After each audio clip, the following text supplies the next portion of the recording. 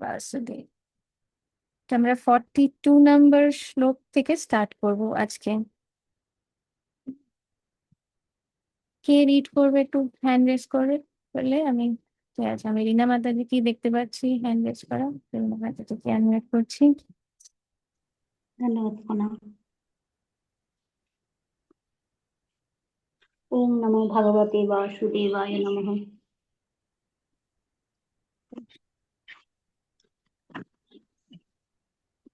দোষয়েতৈ কুলঘ্নানাম বর্ণসংকরকারকৈ উৎসাদন্তে জাতি ধর্মা কুলো ধর্মা চ শাশ্বতা। গীতার গান। নরকে পতন হয় লুপ্ত পিণ্ড জন্য, তরিবারে নাহি কোনো উপায় যে অন্য। কুলধর্মের নষ্টকারী বর্ণ সংকর ফলে শাশ্বত জাতি ধর্ম উৎসাদিত হলে। অনুবাদ: যারা বংশের ঐতিহ্য নষ্ট করে এবং তার ফলে অবাঞ্ছিত সন্তানাদি সৃষ্টি করে, তাদের কুকর্মজনিত দোষের ফলে সর্বপ্রকার জাতীয় উন্নয়ন প্রকল্প এবং বংশের কল্যাণ ধর্ম উৎসন্নে যায়। তাৎপর্য: সনাতন ধর্ম বা বর্ণাশ্রম ধর্মের মাধ্যমে সমাজ ব্যবস্থায় যে 4টি বর্ণের উদ্ভব হয়েছে, তার মূল উদ্দেশ্য হচ্ছে মানুষ যাতে তাদের জীবনের চরম লক্ষ্য মুক্তি লাভে সক্ষম হয়। তাই সমাজের দায়িত্বজ্ঞান শূন্য নেতাদের পরিচালনায় যদি সনাতন ধর্মের যথাযথ আচরণ না করা হয়, তবে সমাজে বিশৃঙ্খলা দেখা দেয় এবং ক্রমে ক্রমে মানুষ তাদের জীবনের চরম লক্ষ্য বিষ্ণুকে ভুলে যায়। এই ধরনের সমাজ নেতাদের বলা হয় অন্ধ, এবং যারা এদের অনুসরণ করে তারা অবধারিতভাবে অন্ধকূপে পতিত হয়। হরে কৃষ্ণা। হরে কৃষ্ণ। মাতাজি পরেরটাও কন্টিনিউ করুন। 43। উৎসন্ন কুলধর্মাণাম মনুষ্যাণাম জনার্দন নরকে নিয়তম বাস ভবতি ইতি অনুশুশ্রম।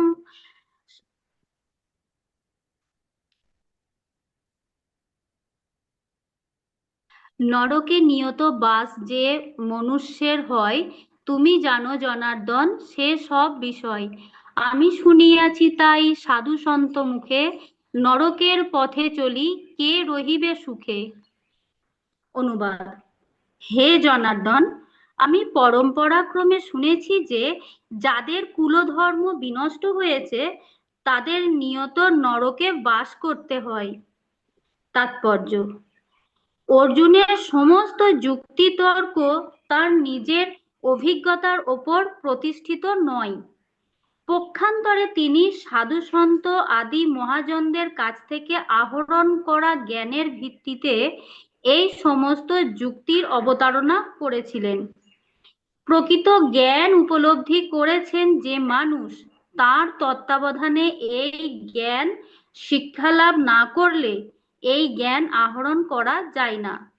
বর্ণাশ্রম ধর্মের বিধি অনুসারে মানুষকে মৃত্যুর পূর্বে তার সমস্ত পাপ মোচনের জন্য কতকগুলি প্রায়শ্চিত্ত বিধি পালন করতে হয়। যে সব সময় পাপ কার্যে লিপ্ত থেকে জীবন অতিবাহিত করেছে, তার পক্ষে এই বিধি অনুসরণ করে প্রায়শ্চিত্ত করাটা অবশ্য কর্তব্য। প্রায়শ্চিত্ত না করলে তার পাপের ফলস্বরূপ মানুষ নরকে পতিত হয়ে নানা রকম দুঃখ কষ্ট ভোগ করে। হরে কৃষ্ণ। হরে কৃষ্ণ। আচ্ছা, নেক্সটটাও মাতাজি রিড করুন, কারণ একসাথেই তাহলে আমরা এটা ডিসকাশনটা করে নিতে পারবো। অহোবত মহৎ পাপম কর্তুম ববসিতা বয়ম যত রাজ্য সুখ লভেন হন্তুম স্বজনম উদ্যতা। অনুবাদ: গীতার গান। হাই হাই মহাপাপ করিতে উদ্যত হয়েছি আমি শুধু হয়ে কলুষিত, রাজ্যের লোভেতে পড়ে এ দুষ্কার্য করি, স্বজন হনন এই উচিত কি হরি। অনুবাদ: হায়, কি আশ্চর্যের বিষয় যে আমরা রাজ্য সুখের লোভে স্বজনদের হত্যা করতে উদ্যত হয়ে মহা পাপ করতে সংকল্পবদ্ধ হয়েছি। তাৎপর্য: স্বার্থ সিদ্ধির জন্য মানুষকে মাতা পিতা, ভাই বন্ধুকে হত্যা করতে দেখা যায়। পৃথিবীর ইতিহাসে এর অনেক নজির আছে, কিন্তু ভগবত ভক্ত অর্জুন সদা সর্বদা নৈতিক কর্তব্য অকর্তব্যের প্রতি সচেতন, তাই তিনি এই ধরনের কার্যকলাপ থেকে বিরত থাকাকেই শ্রেয় বলে মনে করেছেন। হরে কৃষ্ণা। হরে কৃষ্ণ। আমরা আগের দিনের ক্লাসে এটা নিয়ে ডিসকাস করেছিলাম যে বর্ণ সংকরা, এটার মানেটা কি।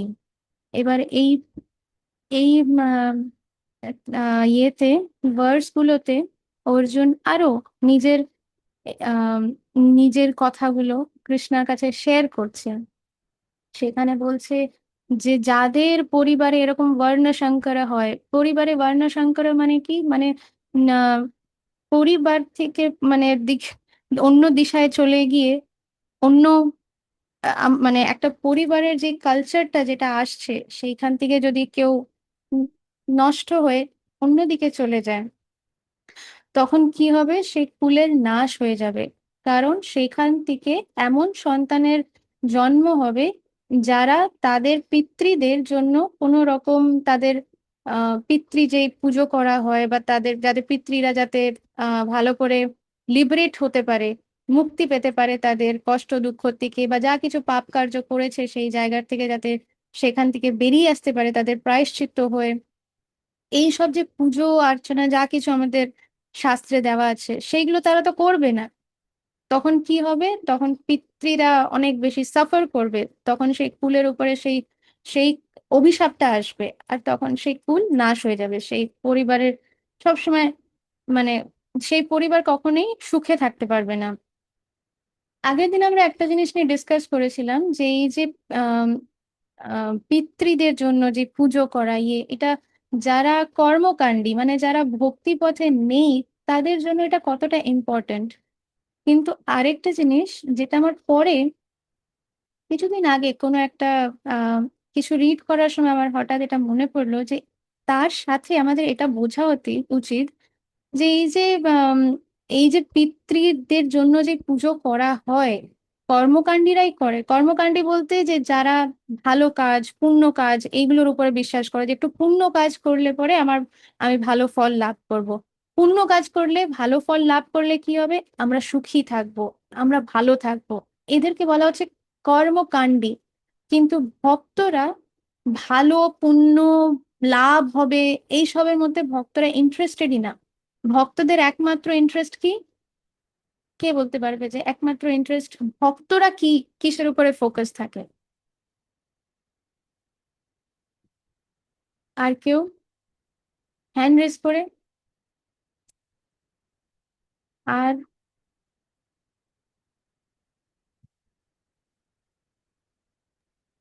ভক্তরা চায় ভগবানকে কিরম ভাবে তুষ্ট করা যায়। হুম, কেউ অন্য কেউ আনসার করতে চায় হ্যান্ড রেজ করে?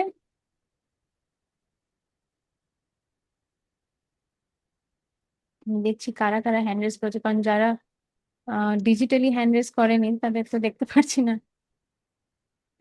হুম, আচ্ছা, রথিকা মাতাজি হ্যান্ড রেজ করেছেন। হ্যাঁ মাতাজি। হরে কৃষ্ণ মাতাজি, দণ্ডবাদ হরে প্রণাম। কৃষ্ণ মাতাজি, প্রণাম। হ্যাঁ মাতাজি, ভক্তদের কি ফোকাস থাকে, বা যারা ভক্তিপথে নেই কর্মকাণ্ডী তাদের ফোকাস হচ্ছে যে তারা নিজেদের মন মতন যে একটু ভালো কাজ করলে পরে আমরা ভালো ফল পাবো, সুখে থাকবো। কিন্তু ভক্তদের মানসিকতাটা কিরকম হয়, বা ভক্তরা কোন জিনিসের উপরে ফোকাস করে, তাদের কি ইন্টেনশন থাকে? ভক্তদের মানে মানসিকতা হচ্ছে সবসময় ভালো কর্মের সঙ্গে লিপ্ত থাকা, আর ভগবানের উম, মানে ভালো কর্ম এইগুলোই চাই।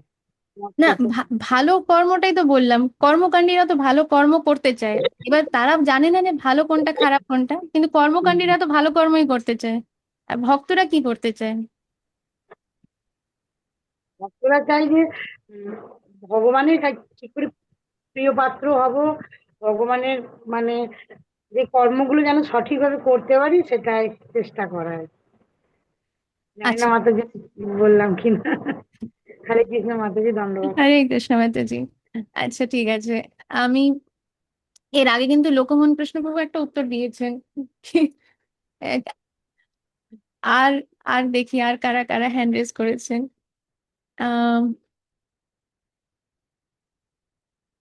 আচ্ছা, ডিজিটালি যারা আছে তাদেরকে জিজ্ঞেস করি। কুহেলি। হরে কৃষ্ণ মাতাজি, ধন্যবাদ, প্রণাম। শোনা যাচ্ছে তো আমার কাছে? হুম হুম, শোনা যাচ্ছে আজকে। মাতাজি, ভক্তরা আর কি অলওয়েজ চেষ্টা করে যে গুরু কৃষ্ণকে কিভাবে সার্ভ করবো, কিভাবে গুরু মহারাজের বাণী সার্ভ করবো, গুরু মহারাজকে কিভাবে সার্ভ করবো, সেটাই গুরু কৃষ্ণকে সার্ভ করা, এটাই ভক্তদের লক্ষ্য থাকে। আচ্ছা, হরে কৃষ্ণ গুরু মাতাজি। কৃষ্ণকে কিভাবে সেবা করব, এটা হচ্ছে ভক্তদের লক্ষ্য। আচ্ছা, ঠিক আছে। ইন্দিরা হ্যান্ড রেজ করেছে। হরে কৃষ্ণ মাতাজি, দণ্ডবত প্রণাম। হুম মাতাজি, আমারও সেম উত্তর ছিল যে গুরু কৃষ্ণকে সার্ভ করা আর গুরু কৃষ্ণকে কিভাবে ভালোবাসা যায়। হুম, আচ্ছা, একটা এডিশন হলো। একটা হচ্ছে কিভাবে সেবা করব, আর একটা হচ্ছে কিভাবে ভালোবাসবো। আচ্ছা, রিনা মাতাজিও হ্যান্ড রেজ করেছেন। মাতাজি বলুন। হ্যাঁ, ভালোবাসতে তো ভগবানকে চাই, কিন্তু ভগবান কি মানে আম- ভগবানকে কিভাবে ভালোবাসবো সেটা তো জানি না, কিন্তু ভগবানকে কিভাবে ভালোবাসতে হয়, ভগবান কি কি পছন্দ করেন সেটা তো শ্রী গুরুদেব জানেন। তাই শ্রী গুরুদেবকে সন্তুষ্ট করাটাই হচ্ছে আমাদের কাজ। যে তিনি জানেন, তার ইচ্ছা অনুসারে নিজের জীবনযাপন করা। তিনি যেভাবে বলছেন সেইভাবে, তাকে ভালোবেসে তার নির্দেশ মেনে তার সেবার মাধ্যমে নিজের জীবন চালানো, সেইভাবেই। আচ্ছা, ওকে। রিনা এক কথায় মাতাজি। সামসিদ্ধি হরিতোষণ। এক কথায়। সামসিদ্ধি হরিতোষণ। আচ্ছা, এক কথায় সংসিদ্ধির হরিতোষণম। ঠিক আছে। আম, আর কেউ কি হ্যান্ড রেজ করছো? হ্যাঁ, এবার লোকমন কৃষ্ণ প্রভুকে জিজ্ঞেস করি, প্রভুর আনসারটা আবার। আমি বলছিলাম যে ভক্তরা নিজেদের নিজেদের কোনো তাদের চাওয়ার জিনিস নেই, তারা কিছু চায় না। তারা সবসময় এটাই চেষ্টা করে যে ভগবানকে কিরম ভাবে তুষ্ট করা যায় সেবার মাধ্যমে। It is the Guru and Krishna. They don't expect anything for themselves, for their self. Okay, তো লোকমন কৃষ্ণ প্রভু যেটা বললেন সেটা হচ্ছে যে, হ্যাঁ, রিনা মাতাজি যেটা বললেন সেটাই, কিন্তু আরেকটু উইথ মোর ক্ল্যারিটি, যে ভক্তদের মাইন্ডসেট কি হয়, যে কিভাবে আমরা আহ কিভাবে আমরা আম, কি যেন প্রশ্নটা ছিল, হ্যাঁ, যে ভক্তদের কি ইন্টেন্ট, ভক্তদের মাইন্ডসেট কি কিরকম হয়, বা ফোকাসটা কিসে থাকে। কর্মকাণ্ডীরা কি করে, যে তারা কর্মের উপরে নির্ভর করে। কর্মকাণ্ডী, কর্মকাণ্ডী মানে হচ্ছে যে যারা নিজের কর্মের ফলের উপরে নির্ভর করে আছে। আর ভক্তরা কিসের উপরে নির্ভর করে আছে? ভগবানের উপরে। তো লোকমোহন কৃষ্ণ প্রভু যেটা বললেন, সবাই প্রত্যেকে যেটা বললেন, কুয়েলি মাতাজি, রীনা মাতাজি, ইন্দিরা মাতাজি, একদম কারেক্ট সবাই, যে ভক্তদের আহ আর ইভেন রথিকা মাতাজি যেটা বললেন, উনি হয়তো ওরকম ভাবে ক্লিয়ারলি কথাটা করতে পারেননি, কিন্তু ওনার ইন্টেনশন ওটাই ছিল, যে ভক্তদের লক্ষ্য কি হয়, কর্মের উপরে না। যে একটা জিনিস যেটা মনে রাখতে হবে, ভালো কর্ম না। এই যে আমি বললাম প্রশ্নের মধ্যেই, ভক্তরা তাদের ভালো কর্ম হচ্ছে না খারাপ কর্ম হচ্ছে সেটাতে তারা কনসার্নড না। ভক্তদের সবকিছু ভালোই হবে, কিন্তু তারা তাদের কর্মের উপরে নির্ভর না। তারা ভগবানকে কিভাবে সন্তুষ্ট করতে পারে, যেটা লোকমোহন কৃষ্ণ প্রভু বললেন। উনি প্রথমেই উত্তরটা দিয়ে দিয়েছিলেন, তাই জন্য আমি ওটাকে বাইপাস করে চলে গেছি। কারণ না হলে পরে তো আর অন্যদেরকে ডিসকাশনে জিজ্ঞেস করা যেত না। তো এটাই হচ্ছে আমাদের লক্ষ্য, যে আমরা ভগবানকে সন্তুষ্ট কিভাবে করতে পারি। এইটা বোঝার জন্য আমাদের বুঝতে হবে যে ভগবানের হৃদয়ের কথাটা কি। ভগবানের হৃদয়ের কথা বুঝতে পারলে পরে তারপরে আসছে যে ভগবানের ভক্তদের ব্যাপার, ভগবানের গুরু। গুরু মানে কি? যে হচ্ছে ভগবানের সব থেকে অত্যন্ত প্রিয় একজন, তাকে সে পাঠিয়ে দিচ্ছে আমাদের কাছে শ্রী গুরুদেব রূপে। তাই জন্য আমরা, যেহেতু ভগবানকে তো তার হৃদয়ের কথা তো আমরা বুঝবো না, তাই গুরুদেবের ইনস্ট্রাকশনের মাধ্যমে আমরা বুঝতে পারবো যে ভগবান কি চাইছে আমাদের কাছে। সেই জন্য এই শ্রী গুরুদেব। আর তার মানে এরকম না যে গুরুদেব হচ্ছেন একটা মাধ্যম, কৃষ্ণাকে পেয়ে গেলাম, গুরুদেবকে ল্যাং মেরে চলে গেলাম, এটা না। কারণ একজন যে ভক্ত হয়, সে এই ধরনের চিন্তা ধারণা তার থাকে না। তো ভক্ত তার অলওয়েজ হচ্ছে যে কৃষ্ণা কিসে সন্তুষ্ট হবে। কৃষ্ণা যদি একটা মিথ্যে কথা বলাতে যদি কৃষ্ণা আনন্দ পায় আর সন্তুষ্ট হয়, তাহলে পরে সেই মিথ্যে কথাটাই হয়ে যায় সব থেকে পরম সত্য। যেরকম যুধিষ্ঠির মহারাজকে যখন বলেছিলেন কৃষ্ণা, তখন সেটা কৃষ্ণা যখন বলছে যে এই মিথ্যে কথা বলো, কৃষ্ণার হৃদয়ের কথা আমরা বুঝবো না, আমাদের বোঝার ক্ষমতা নেই। তাই জন্যই কৃষ্ণা কি করে, নিজের এক প্রিয়জনকে আমাদের কাছে পাঠিয়ে দেয় আমাদের হাত ধরার জন্য। এবার আমাদের কাজ হচ্ছে যে বোকামি না করে সঙ্গে সঙ্গে তার হাত পা চরণ সব ধরে ফেলা। এটাই হচ্ছে আমাদের জন্য বুদ্ধির কাজ। তো এটা হচ্ছে কৃষ্ণার ইয়ে। এবার আমি কোন পয়েন্ট থেকে এই কোয়েশ্চেনটা জিজ্ঞেস করেছি সেটা আমাকে কাউকে একটা ধরাতে হবে। ও হ্যাঁ, যে আগের দিন আমরা এইটা ডিসকাস করছিলাম যে পিতৃ, এই যে পিতৃর জন্য যে পুজো হয় ইয়ে হয়, এটা কত ইম্পর্টেন্ট, কিন্তু কর্মকাণ্ডীরা কি করবে, তারা কিভাবে এই সেবাগুলো করে বা এইগুলো করে। তারা আহ, নানান রকমের খাবার দাবার বানাবে, বলবে যে না, যে যার যে দেহ রেখেছে তার কি পছন্দ ছিল, তার একটু সুন্দর মাছের মুড়ি দিয়ে ঘন্ট এইসব পছন্দ ছিল, একটু মাটনের একটু ইয়ে হবে, এগুলো পছন্দ ছিল। তো এই রান্না করে সবাইকে খাওয়ানো হচ্ছে। কিন্তু আমাদের বুঝতে হবে যে এই জিনিস যেইখানে বিষ্ণুকে আহ্বান করা হচ্ছে না, যেই ভোগ স্বয়ং ভগবান গ্রহণ করছেন না, সেই সেই রকম জিনিস, সেই ভোগ কাউকে তৃপ্ত করতে পারবে না, উল্টো কি করবে, আরো বেশি কর্মের আগুন জ্বালিয়ে উঠবে, আরো বেশি কর্মের আগুন জ্বলে উঠবে। তো তাই জন্য প্রথম কথা হচ্ছে যে এই পুজোগুলো কিভাবে করা উচিত, এটার বোঝার জন্য আমাদেরকে সেরকম সঠিক জনের কাছে যেতে হবে। কোনো মানে যে সত্যি শাস্ত্রের অনুযায়ী জিনিসগুলো বোঝে। তো এইটা হচ্ছে খুব ইম্পর্ট্যান্ট, কারণ আমরা ক্লাসের মধ্যে শুনলাম, এবার যে যার নিজের আর পিতৃদের জন্য পুজো করতে হবে, চলো আমরা ব্রাহ্মণদের কল করে ইয়ে করি। এবার সেই ব্রাহ্মণ সুন্দর একটুখানি ওই তামাকু খাচ্ছে, গুজরাটে সবাই ওই যে তাম্বাকু বলে, তামাক খাচ্ছে, একটু সিগারেট একটু বিড়ি খেয়ে নিচ্ছে। পুজো করতে করতে বাবা অনেক টায়ার্ড হয়ে গেছে, একটু চা লাগবে, একটু চা খেলাম। তো এইগুলো কোনো ভক্তের লক্ষণ না। ঠিক আছে, সে ভক্ত না হতে পারে, কিন্তু এইগুলো কোনো ব্রাহ্মণেরও লক্ষণ না। আমাদের শুনতে খারাপ লাগতে পারে, কিন্তু আমার কাজ হচ্ছে শাস্ত্রের কথা অ্যাজ ইট ইজ যথাযথভাবে প্রেজেন্ট করা।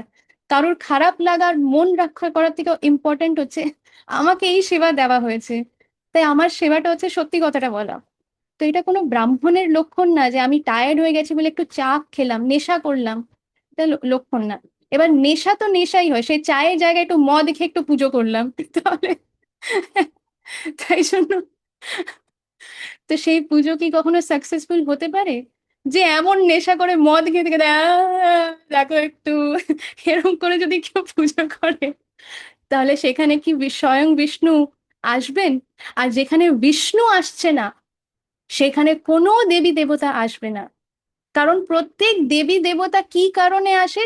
বিষ্ণুকে আনন্দ দেওয়ার জন্য, বিষ্ণুর সেবা করবার জন্য সব দেবী দেবতারা আসেন, যাতে যখন স্বয়ং বিষ্ণু আসবেন তখন তারা যাতে বিষ্ণুর সেবা করতে পারে। হ্যাঁ। তো এবার এরকম ইয়েতে আমাদেরকে বুঝতে হবে যে আমাদের সেরকম সঠিক এবার আমরা যদি এমন কাউকে না চিনি তাহলে আমাদেরকে কাউকে জিজ্ঞেস করতে হবে যে আচ্ছা তুমি কি এরকম এমন কোনো সঠিক ব্রাহ্মণ, সঠিক বৈষ্ণব কাউকে চেনো যে আমাদের এই পুজোটা করতে পারবে, তখন তারা হয়তো যোগাযোগ করে দিল। তাই না, আমাদের এটাও কেয়ারফুল থাকা উচিত যে হ্যাঁ শুধু ক্লাসে শুনেছি বলে চললাম সবাই পিতৃ পূজা করতে, এবার ভালো পার্টি হবে, একটুখানি ভালো পাঁঠার মাংস হবে, এই হবে ওই হবে, তাহলে তো আরো বেশি আমরা মানে ভয়ঙ্কর জিনিস টেনে আনছি নিজেদের মাথার উপরে। তো আমার মনে হলো যে আগের দিন আমরা ডিসকাস করেছিলাম যে এটা কর্মকাণ্ডীদের জন্য কত ইম্পর্টেন্ট, কিন্তু ভক্তদের জন্য কিন্তু হরিনাম সংকীর্তনই হচ্ছে সব। ওই কি বলে, এক ঢিলে সব পাখি। হরিনাম সংকীর্তনের ওপরে কিছুই নেই, তাই ভক্তদের এত চিন্তা করার দরকার নেই। কিন্তু তাও শ্রী চৈতন্য মহাপ্রভু নিজের এক্সাম্পল দিয়ে বুঝিয়েছে যে উনিও গেছিলেন, গয়া গেছিলেন ওনার বাবার অস্থি ভাষাতে, আর তারপরে ওখানে পুজো করতেন, আর সেখানে ওনার শ্রী গুরুদেবের সাথে ওনার সাক্ষাৎ হয়। তো উনি নিজের এক্সাম্পলে বুঝিয়েছিলেন যে এটা করতে কোনো ক্ষতি নেই, কিন্তু এটা কম্পালসারি না একটা ডিভোটির জন্য। কিন্তু যারা ভক্তি পথে নেই তাদের জন্য এটা কম্পালসারি। আবার তার মধ্যে অনেকজনে করে কিন্তু অবিধিপূর্বক, মানে উল্টো পাল্টা বিধি দিয়ে, যেটা যেটা শাস্ত্রের অনুযায়ী বিধি না সেরকম ভাবে তারা করে, সেই কারণে কি হয়, হিতে বিপরীত। ভালো ভালো তো হয় না, উল্টো ক্ষতি হয়। তো ওইটা মনে রাখবেন, যদি আপনারা এমন কোনো সো কল্ড ব্রাহ্মণের কাছ থেকে পুজো করাচ্ছেন আর দেখছেন যে তারা নেশা করে চা খাচ্ছেন, মানে সেই চায়ের জায়গায় মনে করবেন চা তো নেশা, তো চায়ের জায়গায় মদ খাচ্ছে, বা কেউ সিগারেট খাচ্ছে, কেউ বিড়ি খাচ্ছে, তাহলে পরে তারা কিভাবে ব্রাহ্মণ? একটা ব্রাহ্মণের গুণ হচ্ছে যে তার ইন্দ্রিয়র উপরে তার কন্ট্রোল আছে। যার ইন্দ্রিয়র উপরে কন্ট্রোলই নেই, না নেশা না করলে আমার মাথা ধরে যায়, তো তাহলে আপনাকে মাথা ধরে যাচ্ছে যখন, তখন আপনাকে এই যজ্ঞটজ্ঞ করতে হবে না, এটা আমার তার জন্য ইয়ে না, দরকার নেই তার। তো এটা হচ্ছে যে এই পয়েন্টটা খুব ইম্পর্টেন্ট, যে আমরা কিভাবে কোন বিধিতে করছি, কার মাধ্যমে এই পুজোগুলো করাচ্ছি, এটাও খুব ইম্পর্টেন্ট। এমন না যে করিয়ে নিলাম। তারপরে অর্জুন আরো তারপর ওইগুলো নিয়ে এক্সাম্পল দিচ্ছে যে আমরা যে এরকম যদি এই কুলো নাশ হয় তাহলে কি হবে, তাহলে পরে সব শেষ হয়ে যাবে, এইসব কিছু অর্জুন আরো এইগুলো কথাগুলো বলছে। এবার 43 নম্বর ভার্সে একটা জায়গায় শিল প্রভুপাদ তাৎপর্যতে বলছেন যে এই প্রত্যেকটা কথা যেটা অর্জুন বলছে, এটা এমন না যে তার নিজের জীবনে ঘটেছে বলে বলছে, এই ঘটনাগুলো তার জীবনের মধ্যে ঘটেছে সেটা না, কিন্তু সে কিভাবে বলছে, যেটা সে অথরিটি, মানে প্রামাণিক যারা আচার্য বা শাস্ত্র, এদের এই অনুযায়ী মানে যে শাস্ত্রের অনুযায়ী যেটা শুনেছে, সাধুদের থেকে যেটা শুনেছেন, বোনাফাইড আচার্যর থেকে যেটা শুনেছেন, সেইখান থেকে সেই জিনিস শ্রবণ করে, শ্রবণের মাধ্যমে অর্জুন এইগুলো কৃষ্ণাকে বলছে। আর সেখানে শিল প্রভুপাদ বলছে যে এইটাই কিন্তু সঠিক জিনিস। আমাদের জ্ঞান আমাদের কিভাবে উপলব্ধি হবে বা কিভাবে আমরা আমাদের জ্ঞান প্রাপ্ত করা উচিত, সঠিক সম্প্রদায়ের মধ্যে থেকে। যে কোনো সঠিক সম্প্রদায়তে নেই, সে সেই জ্ঞান উপলব্ধি করতে পারবে না। হ্যাঁ, সে হয়তো অনেক বই পড়ে, শাস্ত্র পড়ে, কয়েকটা শ্লোক মুখস্থ করে হয়তো কিছু কথা বলল, কিন্তু সেই কথাগুলো তার নিজের মনের অনুযায়ী হবে, যে আমার এটা মনে হচ্ছে, আমার সেটা মনে হচ্ছে। কারণ সেই জ্ঞান সে উপলব্ধি করতে পারবে না, কারণ সে সঠিক সম্প্রদায়ের মধ্যে নেই, প্রামাণিক সম্প্রদায়ের মধ্যে নেই। সে প্রামাণিক আচার্যর মুখ থেকে এইগুলো শ্রবণ করেনি, বা প্রামাণিক সাধুদের থেকে মুখ থেকে শ্রবণ করেনি, বা প্রামাণিক শাস্ত্র যখন যখন শাস্ত্র অধ্যয়ন করছে, একজন যে রিয়েলি যার ভেতরে জ্ঞান আছে, তার একটা গুণ কি, সে বিনম্র হয়, তাই না? যার ভেতরে সত্যি জ্ঞান আছে সে অনেক বিনম্র, তার ভেতরে বিনম্রতা থাকে। সে মনে করে যে না, এইগুলো পড়ে আমি একা একা কি বুঝবো, আমাকে সঠিক একজনের কাছে যেতে হবে যে এটা বুঝেছে শুধু না, উপলব্ধি করেছে, মানে আমি যেটা পড়ছি সেটা আমি উপলব্ধি করেছি। রিয়েলাইজেশন, রিয়েলাইজেশন হচ্ছে এমন একটা জিনিস, আম খাওয়ার মতন বা কিছু একটা খাওয়ার মতন, যে যেই জিনিস আমি খাইনি সেটার স্বাদ আমাকে কেউ বোঝাতে পারবে না। আমি 10 বার, আমি হয়তো মানে 10 দিন ধরে একজনকে বসিয়ে বোঝানোর চেষ্টা করছি যে আহ হিমসাগর আমের স্বাদ কেমন হয়। আমার একজন স্টুডেন্ট আছে যে সাউথ ইন্ডিয়ার থেকে, সে কোনোদিন হিমসাগরের নামই শোনেনি। এবার তাকে যদি আমি বোঝানোর চেষ্টা করি যে হিমসাগর আমের স্বাদ কেমন হয়, হ্যাঁ সে বলবে আম তো খেয়েছি, আম তো আম, আবার স্বাদ আলাদা করে আবার কি আর হবে, তো বোঝানো যাবে না, তাই না?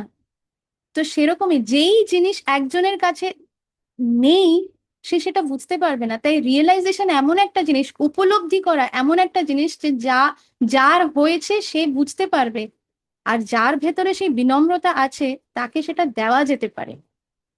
কিভাবে দেওয়া যেতে পারে? যখন আমরা শ্রদ্ধা দিয়ে শ্রবণ করতে বসি, আমার শ্রদ্ধা আছে, আমি শ্রবণ করতে চাই, আমি শিখতে চাই। আর শুধু শিখতে চাই মানে কি, শুধু জ্ঞান উপলব্ধি করবো তা না, শিখতে চাই মানে হচ্ছে যে আমি এই জ্ঞান উপার্জন করে এটাকে প্র্যাকটিক্যালি নিজের জীবনের মধ্যে আনতে চাই, আমি এটা এরকম হতে চাই, আমি একটা ভক্ত হতে চাই। এমন না যে ভক্তদের ব্যাপারে শুনলাম কিন্তু আমি একটা রাক্ষস হয়েই থাকলাম, তাহলে স্যার লাভ নেই। আমি ভক্তদের কথা কেন শুনছি, আমি ভগবানের কথা কেন শুনছি? যাতে আমি সেরকম হতে পারি, তাই না? না হলে শুনছি কিসের জন্য? ও ভালো লাগছে, মনে একটু শান্তি লাগছে, কিন্তু আমি যেমন আছি এরকম থাকতেই আমার ভালো লাগছে, আর এই জীবনটা শেষ হয়ে যাক, পরে আরেকটা জীবন, আরেকটাও ঠিক আছে, ওসব আমার আমার ভক্ত হবার দরকার নেই। আমি গিয়ে থাকি রাক্ষস আর নরকে যাই, কিন্তু শুনে ভালো লাগলো, সেটা হয়তো লাভ নেই। তো আমাদের ভগবানের কথা যখন আমরা শুনছি, তার মানেই হচ্ছে ভগবানের বিশেষ কৃপা আমাদের উপরে পড়েছে। না হলে পরে ভগবানের কথা শোনা দুর্লভ। আপনারা 10 জনকে বলে দেখুন যে আমাদের এই ভগবত গীতা ক্লাস হয়, আপনি এই সময়টা জয়েন করুন। 10 জন কেন, আপনারা 50 জনকে বলে দেখুন আর ওয়েট করে দেখুন কতজন জয়েন করছেন। এটা অনেক ভাগ্য, ভাগ্য বলবো না, এটা অনেক সুকৃতি থাকলে। আর হয়তো সুকৃতি মানে কি, সুকৃতির বাংলা, এটা তো বাংলা ওয়ার্ডই সুকৃতি। সুকৃতি মানে হচ্ছে যে যেরকম পুণ্য, কর্মকাণ্ডীদের জন্য যেরকম এই যে শব্দটা পুণ্য, সেরকম যারা ভক্ত, এই ভক্তির পুণ্যকে বলা হচ্ছে সুকৃতি। এইটা কিন্তু এই ভৌতিক জগতের, জড় জগতের পুণ্যর থেকে আলাদা। এটা হচ্ছে ভক্তি, ভক্তির পুণ্য যখন থাকে, মানে আগের কোনো কোনো জন্মে আমি কোনো ভক্তির কিছু করেছি, তখন গিয়ে সেইগুলো জমা হয়। হতেই পারে যে আমরা কোনো কিছুই এর আগের জন্মে কোথাও কিছু করিনি, কিন্তু কোনো একটা শুদ্ধ ভক্তের হয়তো আমাদের উপরে দৃষ্টি পড়ে কৃপা হয়েছে যে ইস, এ কত কষ্ট পাচ্ছে। অনেক সময় হয় না যে আমরা হয়তো রাস্তা দিয়ে হাঁটছি, আমাদের চোখের সামনে, আমারই অনেকবার হয়েছে, চোখের সামনে হয়তো একটা কুকুর চাপা পড়ে গেল, গাড়ি চাপা পড়ে খুব ছটপট করছে, চেঁচামেচি করছে, আর জানি যে মরে যাবে, বাঁচবে না, পুরো চিপে গেছে হয়তো। তখন অনেক সময় হয় না যে আমাদের ভেতর থেকে প্রার্থনা বেরোয় যে হে কৃষ্ণা, আপনি প্লিজ, এ তো আত্মা, জীবাত্মা, এই দেহটা তো ছেড়ে দিচ্ছে, কিন্তু এই আত্মাটাকে আপনি রক্ষা করুন। হয় কি না আমাদের? আপনাদের কারোর হয়? নাকি কোনো পশু পক্ষী মরে গেল দেখে ভালোই হয়েছে মরে গেছে, এরকম হয়? আশা করছি আমাদের গ্রুপের মধ্যে এমন কেউ নেই যে এরকম ভাবে। তো আমাদের সবারই এটা হয় যে যখন আমরা কাউকে এরকম দুঃখে দেখি, তখন আমরা অটোমেটিক্যালি আমাদের হৃদয় থেকে এটা বেরোবে যে কত কষ্ট পাচ্ছে একে, কৃষ্ণা প্লিজ কৃপা করুন। এটা অটোমেটিক। তো এরকমই আমরা হয়তো অন্য কোনো যোনিতে ছিলাম, এটা এক্সাম্পল দিচ্ছি যে আমরা হয়তো অন্য কোনো যোনিতে ছিলাম, কিন্তু যোনি মানে স্পিসিস, মানে পশু পক্ষী এটসেট্রা এটসেট্রা এসব। আর কোনো বৈষ্ণব হয়তো আমাদের দিকে তাকিয়ে এরকম বলেছে, কোনো ভক্ত আমাদের দিকে তাকিয়ে বলেছে যে হে ভগবান, এ কত কষ্ট পাচ্ছে, একে উদ্ধার করে দাও। সেই কারণে সেই সুকৃতি আমাদের খুলে গিয়ে, আমাদের ভাগ্য খুলে গিয়ে আমরা আজকে এই জন্মে বসে, এই এই মনুষ্য জন্ম পেয়ে আমরা এখন এই ভগবদ গীতা যথাযথ ক্লাস করছি, সেটাও শিল প্রভুপাদ এরকম একটা প্রামাণিক সম্প্রদায়ের মধ্যে। না হলে এই ভাগবতম, ভগবদ গীতার অনেক পাঠ হয়, কিন্তু গলিতে গলিতে অনেক পাঠ হয়, কিন্তু আমি নিজে দেখা, তারা নেশা করতে করতে একটুখানি চা খেলো মাঝখানে গিয়ে, তারপরে আবার মাইকের সামনে বসে পড়লো, আবার কীর্তন করা শুরু করে দিল, কীর্তন করার পরে আবার ভাগবতম পাঠ শুরু হয়ে গেল, আর লোকজন তালি মারছে, মজা আ গিয়া মজা আ গিয়া। কারণ আমি তো এই গুজরাট সাইডে, আমি দেখেছি এটা নিজের চোখে। তখন তো আমি এগুলো এত জানতাম না যে চা খাওয়াই, তখন তো নিজেই চা খেতাম, তখন চাটা আমার নেশা মনে হতো না, কারণ তখন তো জানতাম না, এমন বোকা। কিন্তু এখন তো সেটা বুঝতে পারছি যে এই চাটাও যে নেশা। কারণ নেশা কেন? যাদের চা বা কফি খাওয়ার আছে, বা যে কোনো জিনিস যেটার প্রতি আমাদের আসক্তি আছে, যে না এটা না করলে বা এটা না বললে বা এটা না খেলে আমার হয় না, যা কিছু হতে পারে, বা এটা না দেখলে। অনেকজনের হয়তো হয়তো চায়ের প্রতি নেশা নেই, কিন্তু বিকেলে 7টার সময় একটা সিরিয়াল হবে, সেটার প্রতি নেশা। সে বলবে আমার কোনো নেশা নেই, আমি চা কফি বিড়ি সিগারেট এগুলো কিচ্ছু খাই না, না শুধু 7টার সময় বসে ওই সিরিয়ালটা, ওইটা না দেখলে আমার হবে না, তাই ওই সিরিয়ালটার আগে আমি আমার সব কাজকর্ম গুটিয়ে পুটিয়ে বসে পড়ি। তো এটা হচ্ছে নেশা। তাই জন্য যে কোনো জিনিস যেটার প্রতি আমাদের আসক্তি আছে, সেটাই নেশা। তা আমাদের সেই আসক্তিটাকে কি করতে হবে? সেই নেশার থেকে ছাড়িয়ে কৃষ্ণার প্রতি করতে হবে, কৃষ্ণার প্রতি নেশা আনতে হবে, কৃষ্ণার কথার প্রতি নেশা, কৃষ্ণের সেবার প্রতি নেশা আনতে হবে। এমন নেশা যে হয়তো আশেপাশের লোকজন আমাদের বেত দিয়ে পেটাচ্ছে, কিন্তু আমরা কৃষ্ণের প্রতি এমন আসক্ত আর এমন নেশা, এই যে কৃষ্ণাকে ছাড়া কিছুই জানি না, তো বেত দিয়ে পেটাচ্ছে, আমরা মনে করছি কৃষ্ণা বোধহয় এসে আমাকে আদর করছে। এরকম নেশা আনতে হবে আমাদের কৃষ্ণার প্রতি। অফকোর্স এটা বলা সহজ, কিন্তু এটা যখন আমরা এটা চেষ্টা করব, তখনই কৃষ্ণা সেই জিনিসটা, কৃষ্ণা দেখবেন ওরে বাবারে, এ তো দেখছি এত কিছু দিয়ে যাচ্ছে কিন্তু তাও আমাকে মনে করছে, তাহলে তো আমাকে যেতেই হবে। যেরকম কৃষ্ণা শিলা হরিদাস ঠাকুরের জন্য কত বেতের মার খেয়েছে, পিঠ থেকে পুরো রক্ত ছাল চামড়া বেরিয়ে গেছে, মহাপ্রভুর স্বয়ং কৃষ্ণা।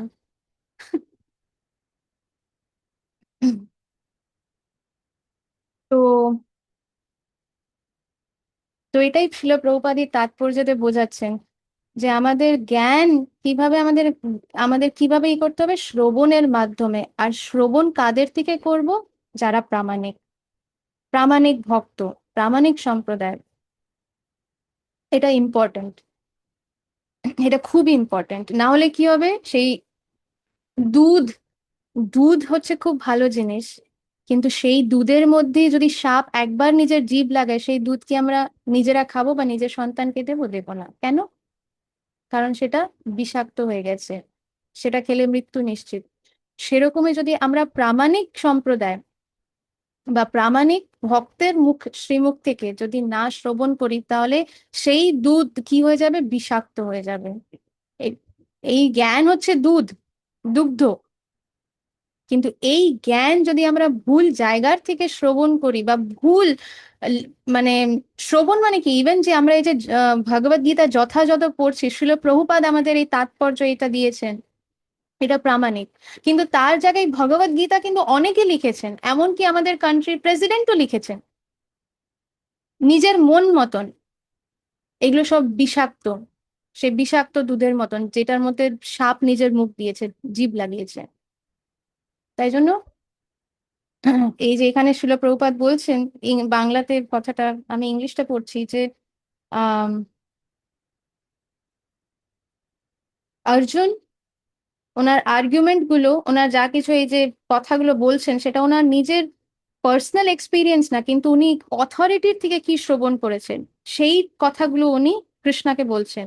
আর এইটাই হচ্ছে আমাদের কিভাবে আসল জ্ঞান আহ লাভ, মানে কিভাবে আমরা রিয়েল নলেজ লাভ করতে পারবো, এইটাই হচ্ছে তার পদ্ধতি। এইটা ছাড়া কেউ কিন্তু মানে এই জ্ঞান পেতেও পারবে না। আর উপলব্ধির কথা তো আসছি না, মানে রিয়েলাইজেশন যেটা আমি বলছি, সেটার তো প্রশ্নই আসছে না। আর এই রিয়েলাইজেশন কেমন করে হয়? যখন একজন খুব সিনসিয়ারলি, শ্রদ্ধা দিয়ে, এই মুড রেখে, যে আমি শ্রবণ করছি, আমি শিখতে চাই, আমি এরকম হতে চাই, এরকম যখন কারোর হৃদয়ের ভেতরে থাকে, যে হ্যাঁ এখন আমি অনেক কিছু নিয়ে হাবুডুবু খাচ্ছি, ঠিক আছে, আমার এটার প্রতি আসক্তি আছে, ছাড়তে পারছি না, কিন্তু হৃদয়ের ভেতরে একটা ডিজায়ার আছে যে একদিন আমি এই ভক্তের মতন হব। হ্যাঁ, এই ডিভোটি যাকে আমি দেখছি, হতেই পারে আমাদের মাইন্ডের মধ্যে কোনো একটা ডিভোটি হবে যে আমাদের আইডল, যে আমি এই ভক্তের মতন হতে চাই, লক্ষ্য। যদি এরকম যদি আমাদের হার্টের ভেতরে ডিজায়ার থাকে, সেইটা হচ্ছে কোয়ালিফিকেশন। আজকেই আমরা মহাপ্রভুর শিক্ষা, মহাপ্রভুর শিক্ষা এই বইটা বাংলাতে কে রিড করছে? রতিকা মাতাজি বোধহয়, না? হ্যাঁ, দেখবেন মাতাজি, আপনি যখন পড়ছেন আপনি নিজে বুঝতে পারবেন, বুঝতে পারছেন তো যেটা রিড করছেন। আমাদের বাংলা গ্রুপের মধ্যে এই যে আমরা রিডিং করছি শিল প্রভুপাদের ডিফারেন্ট গ্রন্থ, আলাদা আলাদা, আপনারা সবাই বাংলাতে গ্রন্থগুলো যে রিড করছেন সেগুলো বুঝতে পারছেন তো? তো সেই সেই কথাটাই মহাপ্রভু এই কথাটা বলেছেন যে আম, এইটাই হচ্ছে কোয়ালিফিকেশন, এইটাই হচ্ছে একজনের যোগ্যতা। কিসের যোগ্যতা? যে সে পারফেক্ট হবে, তার এই জীবন সাকসেসফুল হবে, এই যোগ্যতা। কিভাবে পাচ্ছি আমরা? অনেক কিছু করার মাধ্যমে না, রাইট ডিজায়ার, সঠিক আম, আকাঙ্ক্ষা যদি আমাদের ভেতরে থাকে, সঠিক আকাঙ্ক্ষা যদি আমাদের ভেতরে থাকে, রাইট ডিজায়ার যদি আমাদের ভেতরে থাকে, তাহলে আমাদের এই জন্মের মধ্যেই আমাদের সাকসেস নিশ্চিত। সেটা হতে পারে এখন আমরা বুঝতে পারছি না, কিন্তু কৃষ্ণা তার, সে যেইভাবে চাক আমাদেরকে ঢেউর মধ্যে দিয়ে নিয়ে গিয়ে নিয়ে আসবে জায়গায়, সঠিক জায়গায় ঠিক নিয়ে যাবেন। কিন্তু আমাদের ইচ্ছেটা কিন্তু রাইট থাকতে হবে। কি ইচ্ছে থাকতে হবে? যে আমি এই যে শ্রবণ করছি সেটার প্রতি শ্রদ্ধা থাকা। শ্রবণ করছি কিন্তু সেটা নিয়ে আমি অনেক রকম চ্যালেঞ্জিং করছি, যে হ্যাঁ এইগুলো শুনলাম, এটা কি সত্যি হতে পারে নাকি? হ্যাঁ, এই বললেই কি হবে নাকি? এরকম যদি মানসিকতা থাকে, তার মানে কি চ্যালেঞ্জ করছি, তার মানে আমার শ্রদ্ধা নেই। শ্রদ্ধা মানে কি? যে ও ভগবান এই কথাটা বলছেন, কারণ মাতাজি তো ভগবদ গীতা পড়ে বলছেন, তার মানে ভগবানই কথাটা বলছেন। তাহলে এটা আমি কিভাবে বুঝতে পারি? কারণ আমি তো এর থেকে অনেক দূরে আছি, আমি তো এর ধারের কাছেও নেই। তা আমি কিভাবে এটা বুঝবো? আমার কি করা উচিত? তখন ভগবানের কাছে সেই প্রার্থনা করা যে কৃষ্ণা, যেই কথাগুলো আমি শ্রবণ করছি সেইগুলো আমি কিভাবে নিজের লাইফের মধ্যে অ্যাপ্লাই করতে পারি। আমি তখন সেখান থেকে অনেক দূরে, আমার তো ইচ্ছেগুলো সেরকম নেই। তা আমি কিভাবে সেই জায়গায় পৌঁছতে পারি? আপনি কৃপা করুন। এইটা হচ্ছে সঠিক প্রার্থনা। আমাদের বুঝতে হবে প্রার্থনা কিরকম হওয়া উচিত। যদি আমরা প্রার্থনাটাই ঠিক মতন না করি, আমাদের প্রার্থনাগুলোই যদি উল্টো পাল্টা হয়, তাহলে পরে তো আমাদের সেই গতিও উল্টো পাল্টাই হবে। কারণ যা প্রার্থনা আমরা করব, ভগবান সেটা ফুলফিল করবে। এই জন্মে হোক বা পরের জন্মে হোক, এমন কোনো প্রার্থনা করলাম যেটা যেটা পূরণ করবার জন্য আমাদেরকে কৃষ্ণাকে আরো 4টে জন্ম দিতে হবে। তাই জন্য প্রার্থনার ব্যাপারে এমন না যে ভয় পেতে হবে, ওরে ব্যাপারে এরমও হয় নাকি, এমন না। তাই আমাদের প্রার্থনা থাকা উচিত যে কৃষ্ণা, আমি জানি না যে প্রার্থনা কি হওয়া উচিত না হওয়া উচিত, আমি তো বুঝি না, কিন্তু আমি শুনেছি মাতাজির কাছে ক্লাসে শুনেছি এই প্রার্থনাটা করতে, তাই আমি এই প্রার্থনাটা করলাম। হুম। বা যেইগুলো আমি শুনছি সেইগুলো আমি কিভাবে বুঝতে পারি, আমার ভেতরে সেই রিয়েলাইজেশন দিন, সেই উপলব্ধি যাতে করতে পারি আমি। আপনি সেই কৃপাটা করুন। তারপরে নেক্সট ভার্সের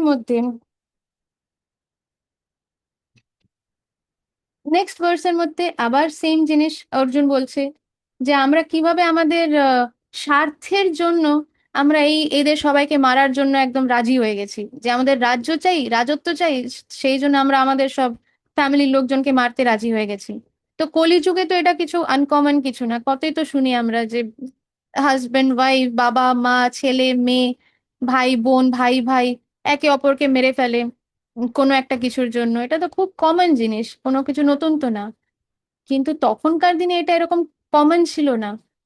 তখনকার দিনেও এই কৌরবরা পাণ্ডবদেরকে মারবার জন্য কিরকম আহ মানে উঠে পড়ে লেগেছে। আর সেখানে অর্জুন আবার ওই একই কথা রিপিট করছে। মানে অর্জুন ইন শর্ট কৃষ্ণাকে এবার বোঝাচ্ছে যে কিভাবে কৃষ্ণাকে কনভিন্স করার চেষ্টা করছে যে সে যুদ্ধটা লড়তে চায় না। আমরা যেরকম আমরা শ্রবণ করি, আমরা সবকিছু শুনি, আর তারপরে আমরা নিজের মনকে নিজের মতন করে কনভিন্স করি যে না, এই যে কথাটা বলা হয়েছে এটার মানে হচ্ছে এরকম। হয়তো হয়তো আমরা শুনলাম একরকম কথা যে না আমাদের এই কাজটা করা উচিত না, না না, ওইটার মানে হচ্ছে যে ওই পরিস্থিতিতে ওই কাজটা করা উচিত না, এই পরিস্থিতিতে এই কাজটা করা যায়। এটা হচ্ছে ওই অর্জুন যেরকম করছে, নিজের নিজের ইচ্ছেগুলোকে কৃষ্ণাকে বোঝাচ্ছে, ভাবছে যে কৃষ্ণাকে বোঝালে পরে কৃষ্ণাকে আমি কনভিন্স করতে পারবো যে আমরা ভুল কাজ করতে চলেছি। আরে যদি ভুল কাজ করতে যেতাম, কৃষ্ণ হচ্ছে স্বয়ং ভগবান, কৃষ্ণা কি বোকা আমাদের মতন মূর্খ যে সে জানে না কোনটা ভুল আর কোনটা ঠিক? টাইম ওয়েস্ট কেন করবে তাহলে কৃষ্ণা? কুরুক্ষেত্রের রণাঙ্গনে মাঝখানে দাঁড় করিয়ে কৃষ্ণা টাইম ওয়েস্ট কেন করবে যদি কৃষ্ণ জানতোই যে এটা ভুল, তাই না? তো নেক্সট ভার্স, এই লাস্ট দুটো ভার্স কে রিড করবে? এরকম হ্যান্ড রেজ করলো জয়প্রভু, ঠিক আছে। হরে কৃষ্ণ হরে কৃষ্ণ। হরে কৃষ্ণ। 45 যদি মাম প্রতিকারম শাস্ত্রং শাস্ত্র পারায় ধর্তরাষ্ট্র রণে হন্য সামনে ক্ষেমোত্তরম ভবেত। যদি ধৃতরাষ্ট্রগণ আমাকে মারিয়া এই রণে রাজ্য লয় অশস্ত্র বুঝিয়া, সেও ভালো মনে করি যুদ্ধ সে অপেক্ষা, বিনা যুদ্ধে সেই আমি করিব প্রতীক্ষা। অনুবাদ: প্রতিরোধ রহিত ও নিরস্ত্র অবস্থায় আমাকে যদি শাস্ত্রধারী ধৃতরাষ্ট্রের পুত্রেরা যুদ্ধে বধ করে, তাহলে আমার অধিকতর মঙ্গলই হবে। তাৎপর্য: ক্ষত্রিয় রণনীতি অনুসারে নিয়ম আছে, শত্রু যদি নিরস্ত্র হয়ে অথবা যুদ্ধে অনিচ্ছুক হয় তবে তাকে আক্রমণ করা যাবে না। কিন্তু অর্জুন স্থির করলেন যে এই রকম বিপজ্জনক অবস্থায় তার শত্রুরা যদি তাকে আক্রমণও করে, তবু তিনি যুদ্ধ করবেন না। তিনি বিবেচনা করে দেখলেন না শত্রুপক্ষ যদি যুদ্ধ করতে কতটা আগ্রহী ছিল। অর্জুনের এই ধরনের আচরণ ভগবত ভক্ত চিত কমল হৃদয় বৃত্তির পরিচায়ক। পরের ভার্সটা পড়ুন প্রভু। 46 এব মুক্তা অর্জুন সংখ্যে না, এটা রথ। হচ্ছে সঞ্জয় ওয়াচ লেখা নেই। ও না, গীতার গানে লেখা নেই, না সরি, সঞ্জয় ওয়াচ। হুম, করুন, কন্টিনিউ করুন প্রভু। এব মুক্তার্জুন সংখ্যে রথোপস্থ উপাবিশদ, বিসৃজ্য সরোরং চাপং বিঘ্ন মানস। গীতার গান। একথা বলিয়া পার্থ নিশ্চল বসিল, রথোপস্থ যুদ্ধের মধ্যে অস্ত্র সে ত্যাজিল। শোকেতে উদ্বিগ্ন উদ্বিগ্ন মনা অর্জুন সদয়, বিষাদ যোগ নাম এই গীতার বিষয়। অনুবাদ: সঞ্জয় বললেন, রণক্ষেত্রে এই কথা বলে অর্জুন তার ধনুর্বাণ ত্যাগ করে শোকে ভারাক্রান্ত চিত্তে রথ উপবেশন করলেন। তাৎপর্য: শত্রু সৈন্যকে নিরীক্ষণ করতে অর্জুন রথের উপর দাঁড়িয়ে পড়েছিলেন, কিন্তু তিনি শোকে এতই ঘূর্ণমান হয়ে পড়েছিলেন যে তার গান্ডীব ধনু ও অক্ষয় তৃণ ফেলে দিয়ে তিনি রথের উপর বসে পড়লেন। এই ধরনের কমল হৃদয় বৃত্তি সম্পন্ন মানুষই কেবল ভগবত ভক্তি সাধন করার মাধ্যমে সমগ্র জগতের যথার্থ মঙ্গল সাধন করতে পারে।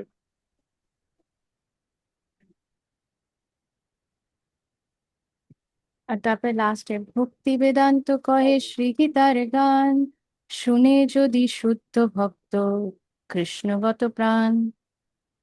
ইতি কুরুক্ষেত্রের রণাঙ্গনে সেনা পর্যবেশন বিষয়ক বিষাদ যোগ নামক শ্রীমদ্ ভগবদ গীতার প্রথম অধ্যায়ের ভক্তি বেদান্ত তাৎপর্য সমাপ্ত। এখানে এই লাস্ট দুটো ভার্সের মধ্যে লাস্ট লাস্ট যে শ্লোকটা সেটা হচ্ছে সঞ্জয় বলেছেন, সঞ্জয় ওয়াচা। সঞ্জয় কে ছিল মনে আছে তো সবার? এমন হয়নি তো যে আমরা প্রথম ক্লাসে শুরু করেছি সঞ্জয় কে, কিভাবে সঞ্জয় এলো সিনের মধ্যে, আর এখন আমরা সব ভুলে বসে আছি, এমন হয়নি তো? এমন কি কেউ আছে যার মনে নেই যে সঞ্জয় কে ছিল? কেনই বা হঠাৎ করে অর্জুন আর কৃষ্ণার মাঝখানে সঞ্জয় হঠাৎ চলে এলো?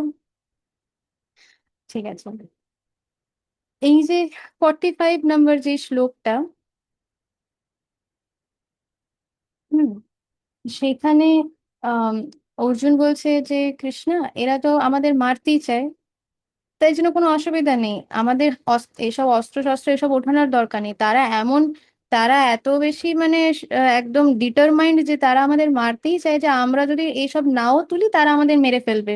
তো তাদেরকে মারতে দাও, কোনো অসুবিধা নেই, মানে আমাদের আহ আমরা মানে উইদাউট এনি ওয়েপন্স আমরা এরকম দাঁড়িয়ে থাকি, ওরা আমাকে মেরে ফেলুক।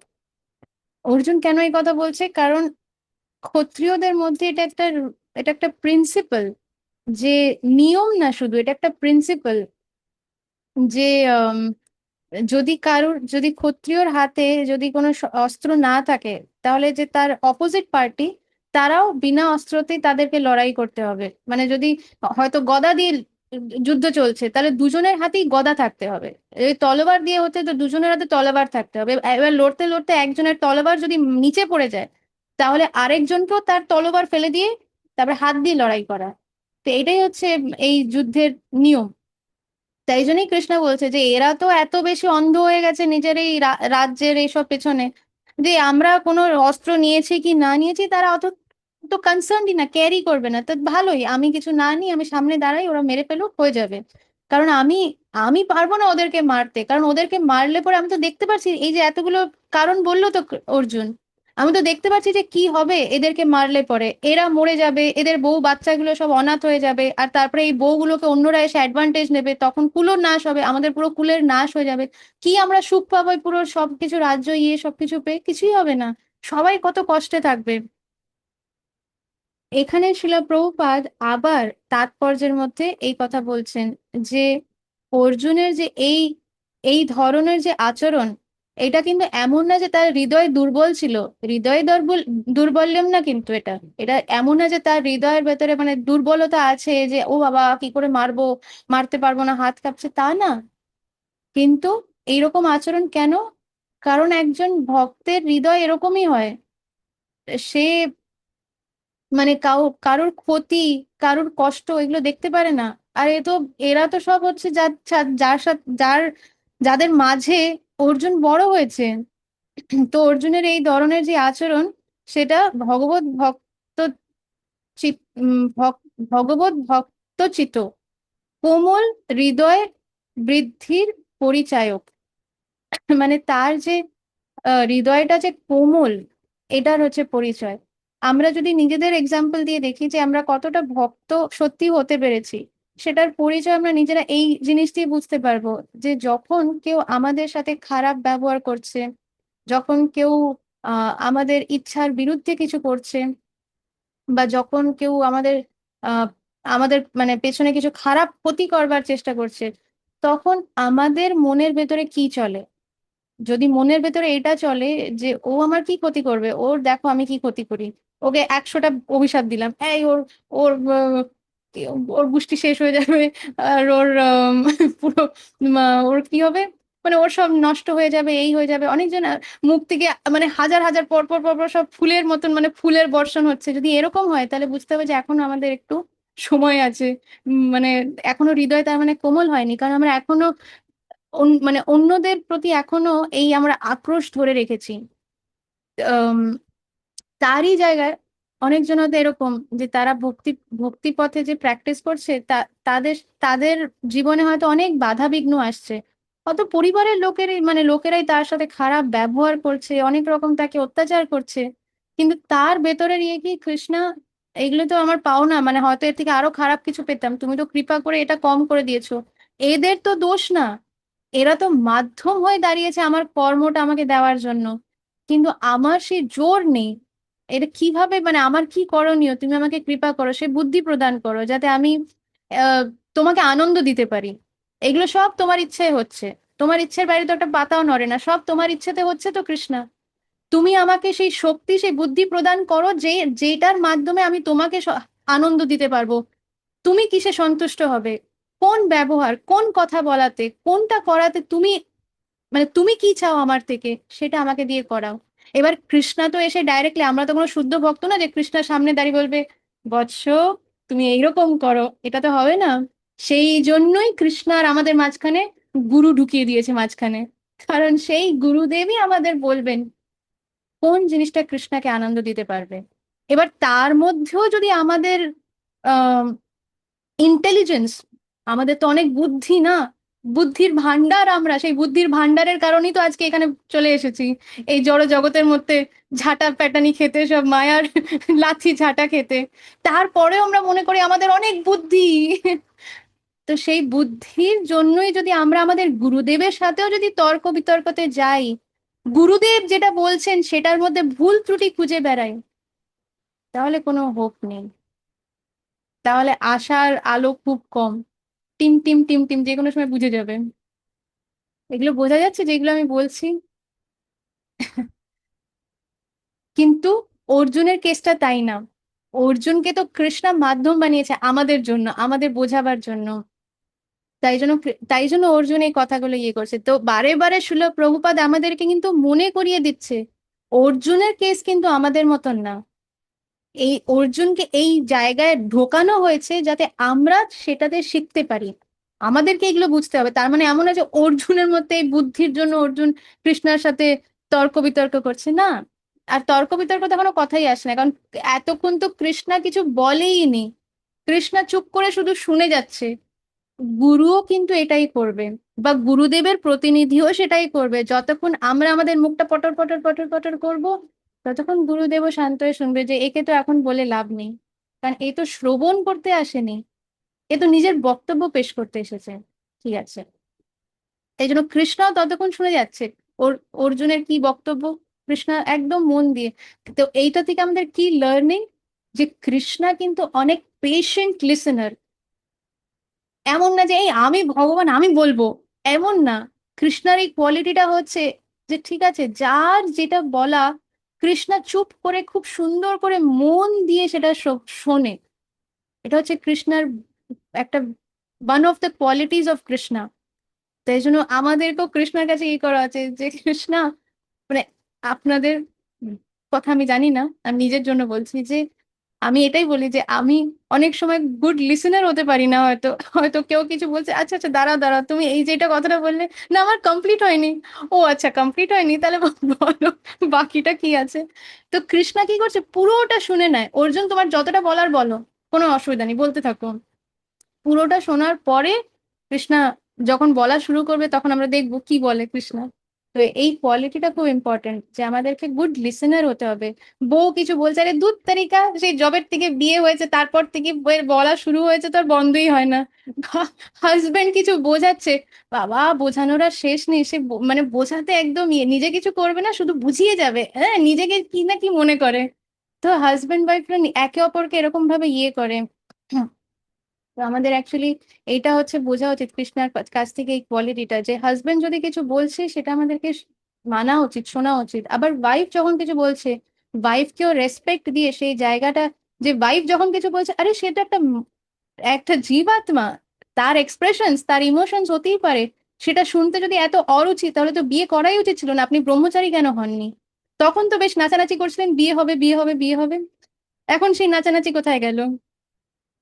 তাই জন্য কিন্তু আগেন কৃষ্ণা কি শিল প্রভুপাদ আমাদের রিমাইন্ডার দিচ্ছে যে অর্জুনের কিন্তু এই ধরনের যে আচরণ সেটা কিসের জন্য, তার সফট হার্টেডনেস এর জন্য। আমাদের হৃদয় কতটা নরম হয়েছে এটা আমাদেরকে নিজেদেরকে পরীক্ষা করতে হবে। যে যার নিজের পরীক্ষা নিজে করবেন যে আমার হৃদয়ে কত নরম হয়েছে।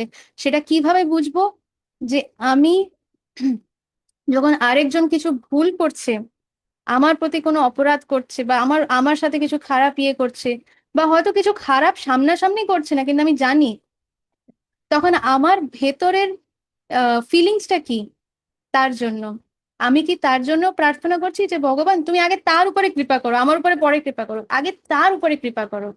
এটা হচ্ছে ভক্তের মুড কিন্তু, যে যখন কেউ ভুল করছে তখন তার জন্য আসলে আমরা প্রার্থনা করি যে কৃষ্ণা তার উপরে কৃপা করো।